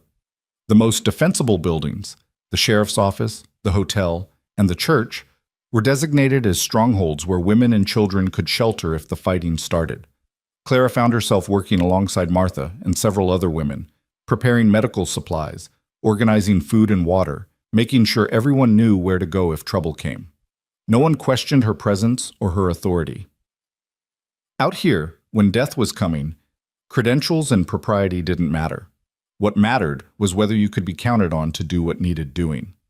Dawn was breaking, painting the eastern sky in shades of pink and gold, when Josiah Mercer finally appeared. He was a portly man in his 50s, with a round face and shrewd eyes, dressed in a suit that had probably been expensive once but was now worn at the elbows. He found Clara and Luke standing near one of the barricades discussing firing angles. "Miss Whitmore, I presume?" Mercer said, slightly out of breath. "I'm Josiah Mercer. We've been corresponding about your teaching position. Though I must say this isn't quite the welcome I'd planned for you." Despite everything, Clara found herself smiling. "Mr. Mercer, it's a pleasure to finally meet you, even under these circumstances." "Likewise, my dear, likewise." Mercer's expression turned serious as he looked at Luke. "And you must be the famous Luke Granger. Sheriff Cole told me what happened last night, told me what you're planning to do for us. The whole town's grateful.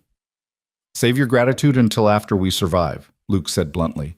Mr. Mercer, how many men can you give me? Men who can shoot and won't run when things get hot. Mercer considered. 15, maybe 20 if we stretch it. Most are ranchers, used to handling rifles for predators and rustlers. A few are former soldiers. We've got one man who fought in the war, knows his way around tactics. They're not professional gunfighters, but they'll stand their ground. That'll have to do. Luke pointed to various positions around the town. I want riflemen on every roof that has a clear line of sight to the street, the rest positioned behind the barricades. We create a crossfire zone that anything coming down that street will have to pass through. Make them pay for every inch they advance. And what about Barton himself? Mercer asked. Where will he be? Leading from the rear, most likely. He's a coward at heart. Always sends his men to do the dirty work while he hangs back. Luke's expression was hard. But once the shooting starts, once his men start falling, he'll show himself. Rage and pride will bring him out. That's when I'll have him. Clara listened to them discuss strategy, her mind spinning with the reality of what was coming. Tomorrow night, this peaceful street would become a battlefield. People would die. Maybe people she'd come to know in the past few hours. Martha with her kind eyes, Tommy the shy deputy, Sheriff Cole who was doing his best to protect a town with too few resources. Maybe even Luke charging into danger with the recklessness of someone who'd already made peace with death. The thought made her chest tighten with fear. Clara? Luke's voice pulled her from her dark thoughts.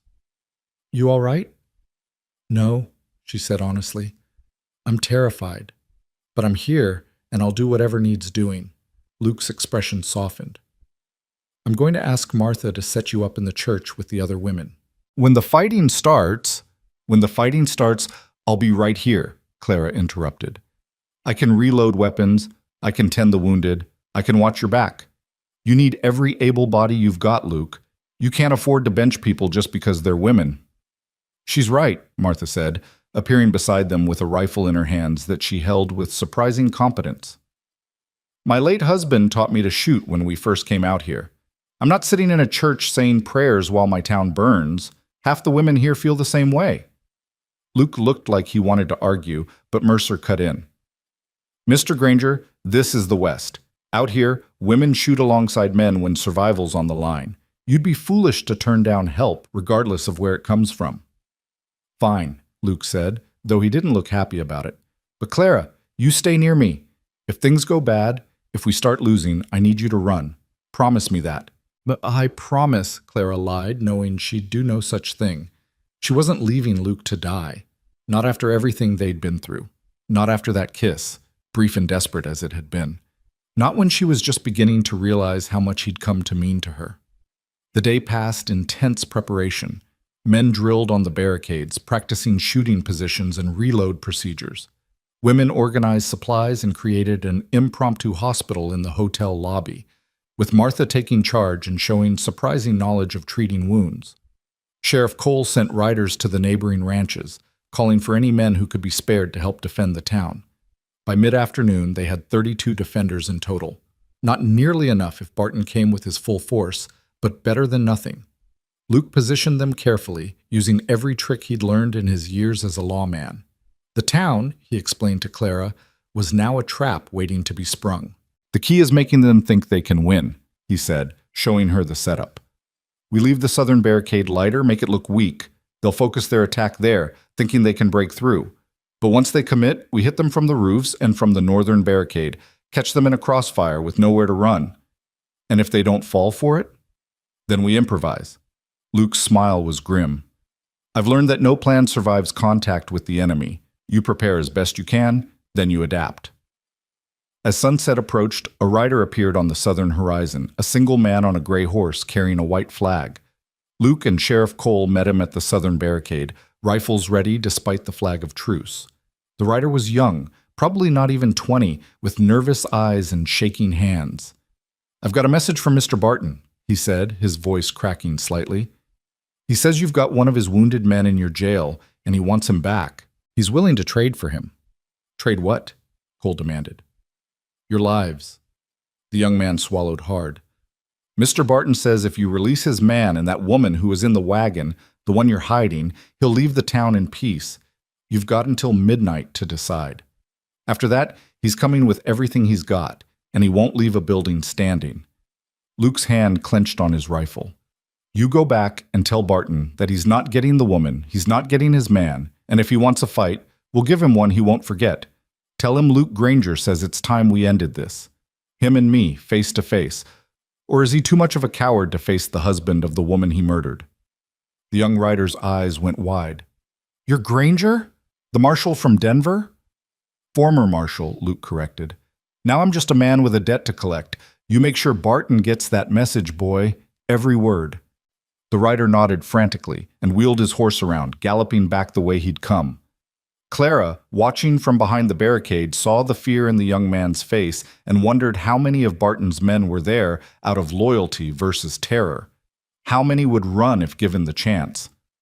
"Well," Cole said heavily, "I guess we've got our answer. They're coming tonight." The next few hours were the longest of Clara's life. As darkness fell over Silver Creek, the townspeople took their positions and waited.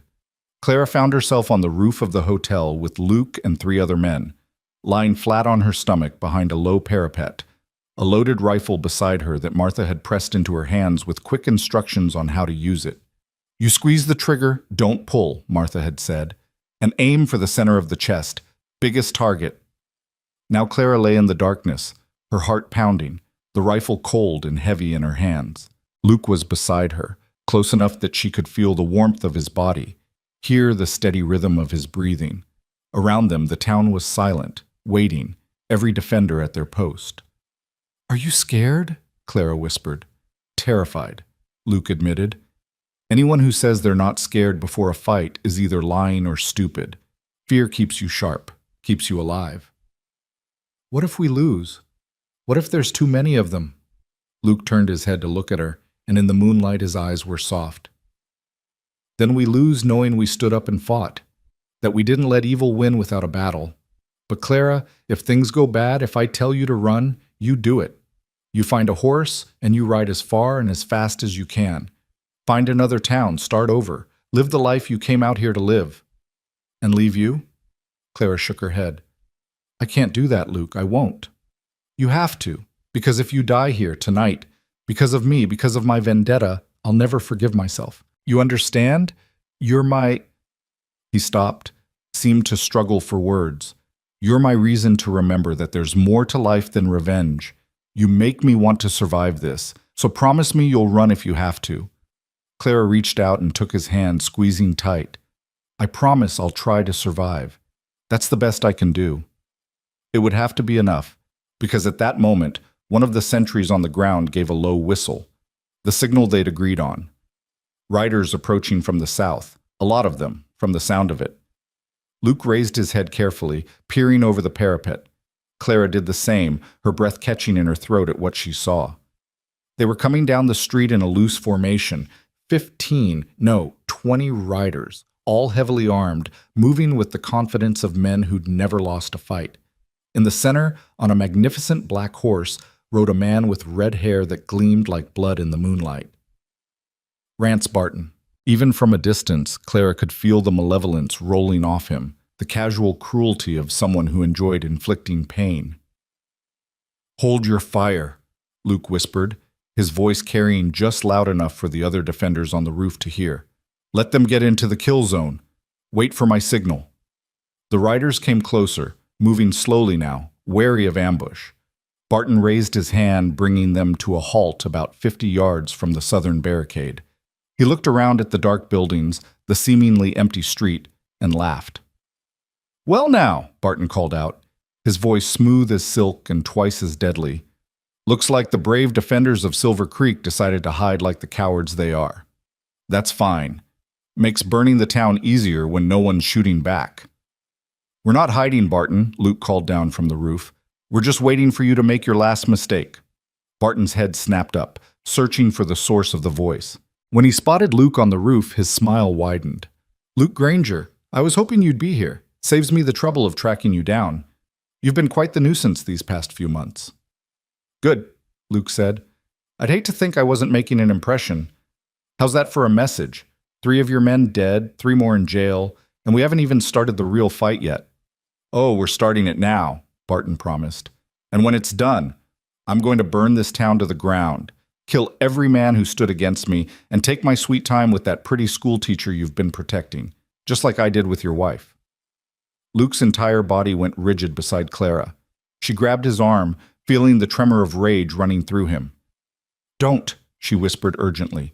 He's trying to make you lose control. Don't give him what he wants.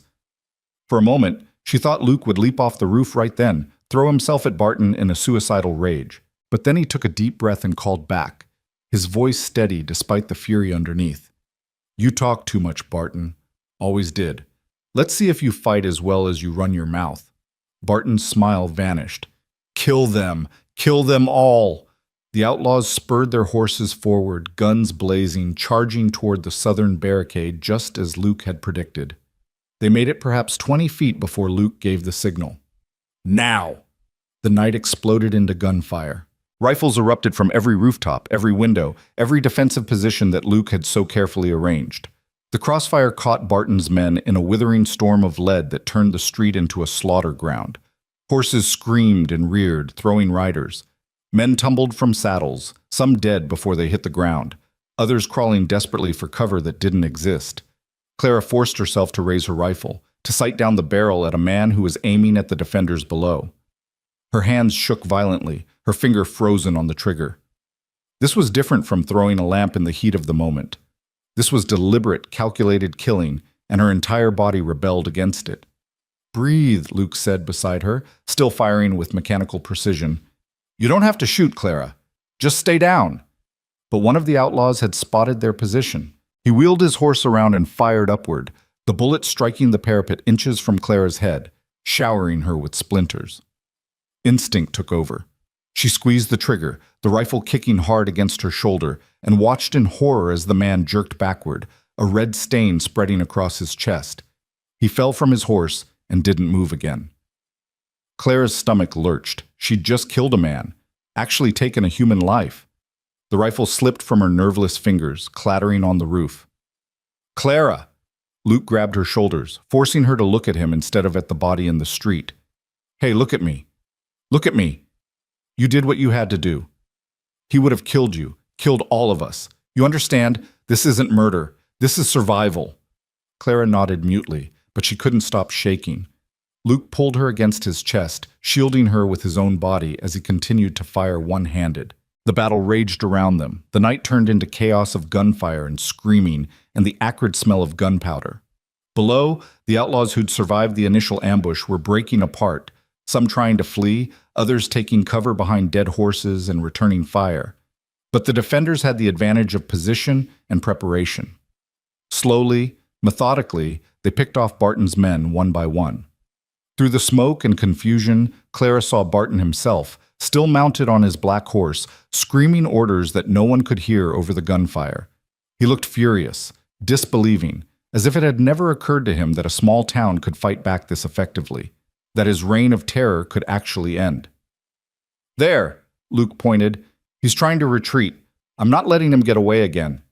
Before Clara could stop him, Luke was moving, running in a crouch toward the ladder that led down from the roof. Stay here, he shouted back at her. Stay down and stay safe. But Clara couldn't let him go alone. Not after everything. She grabbed the rifle with trembling hands and followed, nearly falling off the ladder in her haste. By the time she reached the ground, Luke was already running toward the southern barricade, rifle forgotten, his pistol drawn. His entire focus was on Barton, who'd finally seen him coming and was hauling his horse around to face this new threat. Granger! Barton's voice carried over the diminishing gunfire. You want me? Come and get me! They faced each other in the middle of the street. 2 men separated by 30 feet and 3 years of grief and rage. Around them, the battle was winding down. Most of Barton's men were dead or wounded, the survivors throwing down their weapons and raising their hands in surrender. But none of that mattered anymore. This had always been about Luke and Barton. Everything else was just prelude. You killed my wife, Luke said, his voice deadly calm. You killed my 8-year-old daughter. You looked them in the eyes and pulled the trigger, and you've been laughing about it ever since. Barton smiled, actually smiled. I'll admit I enjoyed it. Your wife begged real pretty, said she'd do anything if I'd just spare the little girl. But where's the fun in mercy? Besides, I needed you to suffer, needed you to know what it felt like to lose everything. You took a year of my life when you put me in prison, Granger. I took everything you loved in return. Seems fair to me. Luke's hand tightened on his pistol, but he didn't draw. Not yet. You're a coward and a monster. You hide behind your men, let them do your dirty work while you count your money and plan your next atrocity. But there's no one to hide behind anymore, Barton. Just you and me. Draw. With pleasure, Barton said, and his hand dropped to his gun. Everything seemed to happen in slow motion. Clara saw Barton's fingers close around his pistol grip, saw him start to draw, saw Luke's hand move with the speed of long practice, his gun clearing leather with the smooth certainty of a man who'd done this 1,000 times. 2 shots rang out almost simultaneously, echoing off the buildings. Luke staggered, his left side blooming red.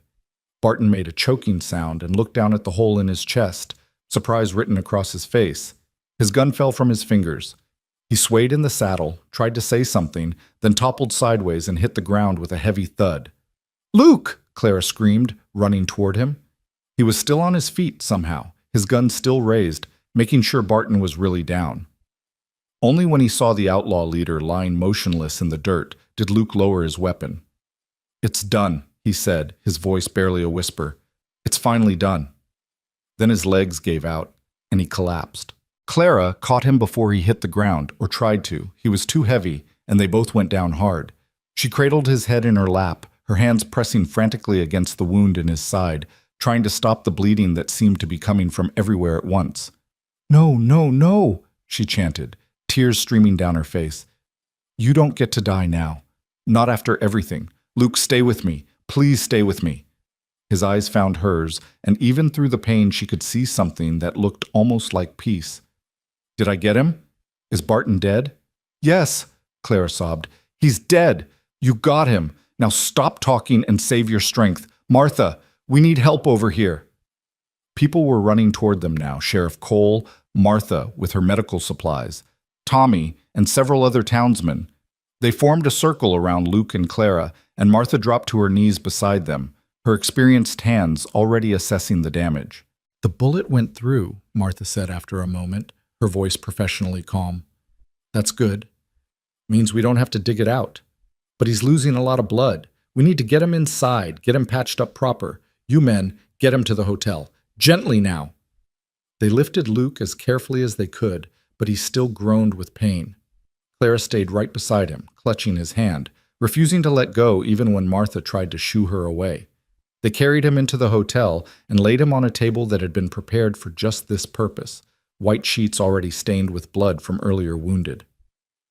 "Miss Whitmore," Martha said firmly, "I need you to step back now. Let me work." "I'm not leaving him," Clara said, her voice breaking. "Please, I can help. Just tell me what to do." Martha looked at her for a long moment, then nodded. "All right, but you do exactly what I say when I say it. We don't have time for squeamishness. Understood?" "Understood." The next hour was the longest of Clara's life. She followed Martha's instructions without question, holding Luke down when the pain made him thrash, handing over instruments and bandages, watching as the older woman cleaned the wound and stitched it closed with steady, practiced hands. Luke drifted in and out of consciousness, sometimes crying out, sometimes going frighteningly still. "Talk to him," Martha instructed. "Keep him anchored. Don't let him slip away." So Clara talked. She told Luke about her childhood in Boston, about the brother who'd helped her escape, about her dreams for the schoolhouse in Silver Creek. She told him about the first time she'd seen him on that prairie, how she'd thought he looked like some avenging angel come to save her. She told him things she'd never told anyone, secrets and hopes and fears, anything to keep the sound of her voice in his ears, to give him something to hold on to. "Don't you leave me," she whispered fiercely when Martha finally stepped back, her work complete. "Don't you dare leave me, Luke Granger. We have too much left to do. You promised you'd remember how to live again. You promised." Luke's eyes fluttered open, finding her face. "Did I?" he murmured. "Must have been delirious." Clara laughed through her tears. "You're going to be fine. Martha says you're too stubborn to die." Damn right I am, Martha confirmed, wiping blood from her hands. The wound's clean, the bleeding stopped, and barring infection, he should make a full recovery. But he needs rest, lots of it. No heroics, no riding off into the sunset.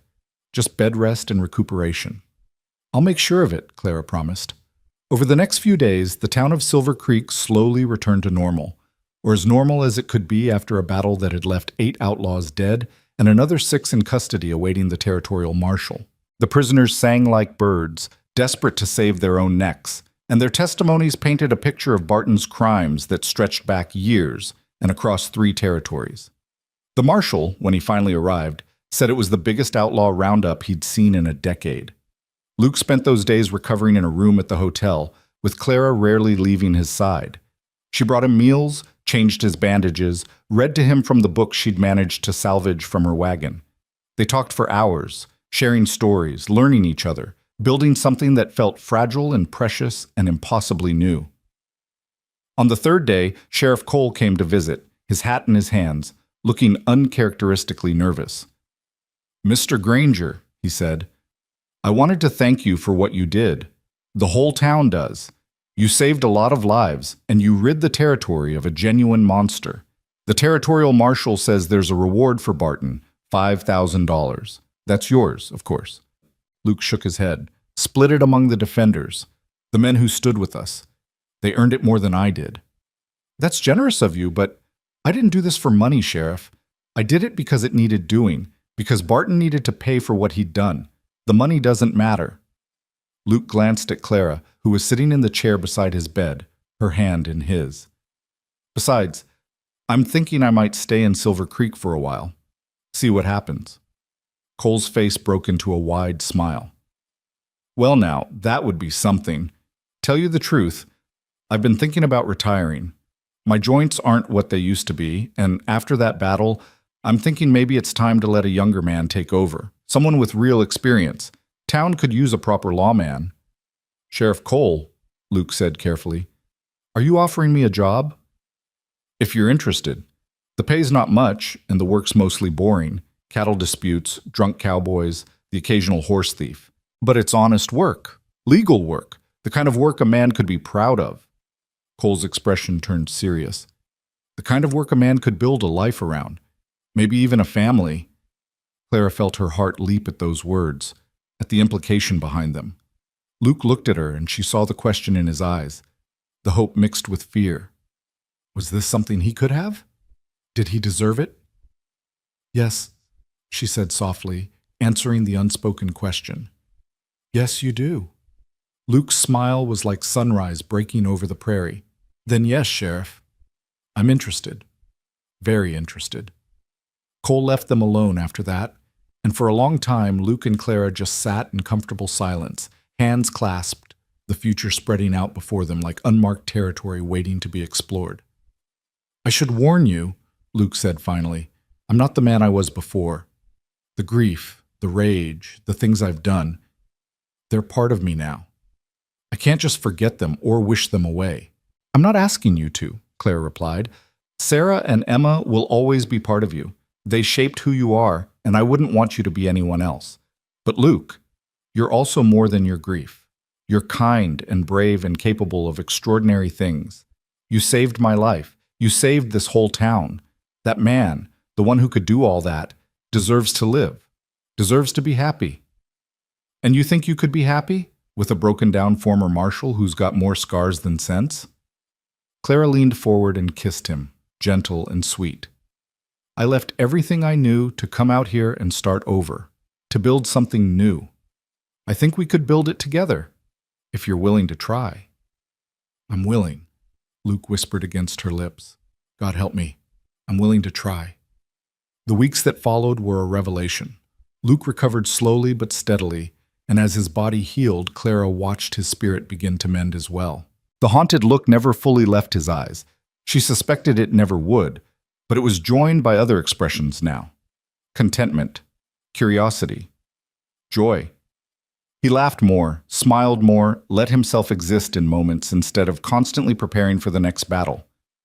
Clara threw herself into her new role as Silver Creek schoolteacher, and found she loved it more than she'd ever imagined. The children were eager and bright, hungry for knowledge and stories of the wider world. She taught them reading and arithmetic, geography and history, and in return they taught her about life in the West, about survival and resilience and finding beauty in harsh places. Luke officially became sheriff of Silver Creek in a ceremony that was equal parts solemn and celebratory. The whole town turned out to watch Cole pin the badge on Luke's chest and swear him in. Clara stood in the front row, her heart so full she thought it might burst. This was what healing looked like. Not forgetting the past, but choosing to build something new despite it. They courted properly, as was expected, with Luke calling on Clara at the schoolhouse in the evenings, taking her on walks through the prairie in the golden hour before sunset. He told her more stories about Sarah and Emma, and Clara listened without jealousy, understanding that this was part of loving Luke, accepting all of him, including the parts that would always belong to his first family. 3 months after the battle, on a crisp October evening with the first hints of winter in the air, Luke appeared at the schoolhouse carrying a bouquet of wildflowers that he'd clearly picked himself, their stems slightly crushed from his nervous grip. "Clara Whitmore," he said, his voice rough with emotion. "I've been thinking about what you said that first night, about how you came out here looking for a home, not just a place to live. And I realized something. Home isn't a building or a town or even a plot of land. It's people. It's belonging somewhere, with someone." He dropped to one knee, and Clara's breath caught in her throat. "I never thought I'd do this again," Luke continued. "Never thought I'd have the right to offer myself to someone, broken as I am. But you've shown me that broken things can still be useful, that scars are just proof you survived. So I'm asking, Clara, will you marry me? Will you let me spend the rest of my life trying to deserve you?" Tears were streaming down Clara's face, but she was smiling so wide her cheeks ached. "Yes," she said, dropping to her knees to meet him. "Yes, absolutely yes. Not because I want you to deserve me, but because we deserve each other. Because we've both fought so hard to get here, and we've earned this happiness." They kissed there on the schoolhouse steps, with the prairie wind singing around them and the stars beginning to emerge in the darkening sky. When they finally broke apart, Luke reached into his pocket and pulled out a simple gold band. "It was my mother's," he said quietly. "Only piece of jewelry I kept after she passed. I'd like you to have it, if you'll accept it." Clara held out her hand, trembling, and Luke slipped the ring onto her finger. It fit perfectly, as if it had been made for her, as if everything that had happened, all the pain and fear and struggle, had been leading them to this exact moment. The wedding took place in November, in the little church at the end of Silver Creek's main street. The whole town attended, cramming into the pews, spilling out into the churchyard. Martha stood as Clara's matron of honor, Sheriff Cole, now retired and happier than Clara had ever seen him, gave her away. The ceremony was simple and beautiful, and when the preacher pronounced them husband and wife, the church erupted in cheers and applause. At the reception in the hotel dining room, with food and music and dancing, Clara found a quiet moment to step outside onto the porch.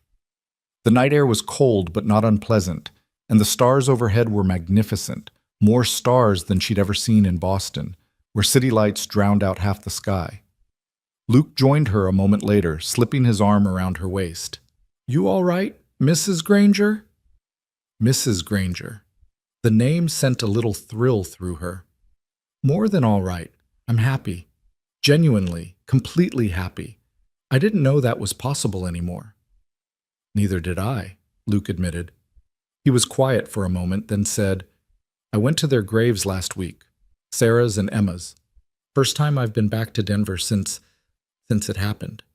I needed to tell them about you, needed them to know that I'd found someone who made me want to live again." Clara's throat tightened. "What did you tell them?" "That I'd met someone extraordinary. Someone brave enough to throw lamps at armed outlaws and stubborn enough to love a broken man. That she'd reminded me what it felt like to hope, to dream, to believe in tomorrow."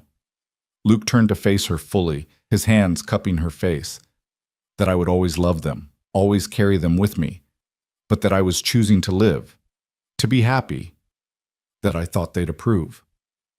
"I'm sure they do," Clara whispered. "I'm sure they want nothing but your happiness." "Our happiness," Luke corrected. "This is ours now. You and me.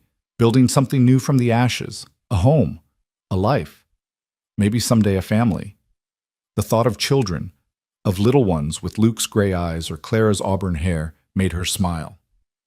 Someday, she agreed, when we're ready, when the time is right. They stood together on the porch, watching the stars, listening to the sounds of celebration drifting from inside the hotel. In the distance, a coyote howled, and somewhere closer, a horse nickered softly in the livery stable. The sounds of the West, of their new home, of the life they'd fought so hard to claim. No regrets? Luke asked softly. Clara thought about everything that had brought her here, her father's betrayal, the dangerous journey west, the attack on her wagon, the terror of facing down Barton's gang. She thought about the person she'd been in Boston, trapped and helpless, versus the person she was now, strong and capable and free. Not a single one, she said firmly. Everything I went through, everything we both went through, it brought us to this moment, and this moment is worth it. You're worth it. Luke kissed her then, slow and deep, a promise and a celebration all at once. When they finally broke apart, he rested his forehead against hers and whispered, "I love you, Clara Granger, more than I thought I could love anything again." "I love you too," Clara replied, "and I'm going to spend every day of the rest of our lives reminding you that you deserve this happiness, that you deserve to live." They went back inside together, back to the warmth and light and celebration, back to the community they'd become part of. Martha pulled Clara onto the makeshift dance floor, and Luke found himself surrounded by townsmen eager to clap him on the back and offer congratulations. The party lasted well into the night, with music and laughter echoing through Silver Creek's streets. When it finally ended, when the last guests had stumbled home and the hotel had grown quiet, Luke and Clara climbed the stairs to the room that Martha had specially prepared for them. It was the same room where Luke had recovered from his wound, but it had been transformed with fresh linens and flowers, turned from a sick room into a bridal suite. They stood awkwardly for a moment, suddenly shy with each other despite everything they'd been through. Then Luke laughed, the sound rusty but genuine. "This is ridiculous. We've faced down outlaws together, and now we're nervous about being alone." "It's different now," Clara said. "Before we were surviving. Now we're living. It's allowed to feel strange." "Come here," Luke said, opening his arms. Clara stepped into his embrace, feeling the solid warmth of him, the steady beat of his heart against her cheek. "We don't have to rush anything. We've got all the time in the world now. No one's chasing us. No battles to fight. Just you and me and whatever comes next." "Whatever comes next," Clara echoed, liking the sound of it. The uncertainty, the possibility, the open road ahead. They stayed like that for a long time, just holding each other, celebrating the simple miracle of being alive and together. Eventually they moved to the bed, not for passion, though that would come in time, but simply to be close, to sleep in each other's arms without fear or urgency or the weight of unfinished business.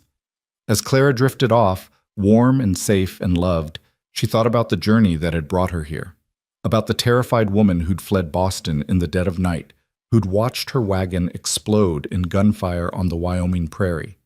That woman seemed like a stranger now, someone from a different life entirely. The woman she'd become was stronger, braver, more certain of herself. She'd found her purpose teaching children on the frontier. She'd found her courage facing down armed men. And she'd found her home in the arms of a man who'd taught himself to live again. Luke stirred beside her, murmuring something in his sleep. Clara tightened her hold on him, and even in unconsciousness, he relaxed, reassured by her presence. They'd saved each other, she realized. Not in some grand, dramatic gesture, but in 1,000 small moments of choosing to hold on, to believe, to try. The next morning dawned clear and bright, sunlight streaming through the window to paint the room in shades of gold. Clara woke first and lay quietly, watching Luke sleep, his face peaceful in a way she'd never seen before. The lines of grief and rage had softened, replaced by something that looked almost like contentment. When he finally opened his eyes and saw her watching, he smiled, not the grim, hard smile she'd first known, but something warm and genuine and full of promise. "Good morning, Mrs. Granger," he said, his voice sleep-rough and wonderful. "Good morning, Sheriff Granger," she replied, trying out the words, liking how they sounded together. They had breakfast with Martha, who fussed over them like a mother hen, then walked together to the little house at the edge of town that would be their home. It wasn't much, Just 3 rooms and a porch. But it was theirs. A place to build their life, to create new memories, to plant roots in this hard but beautiful land.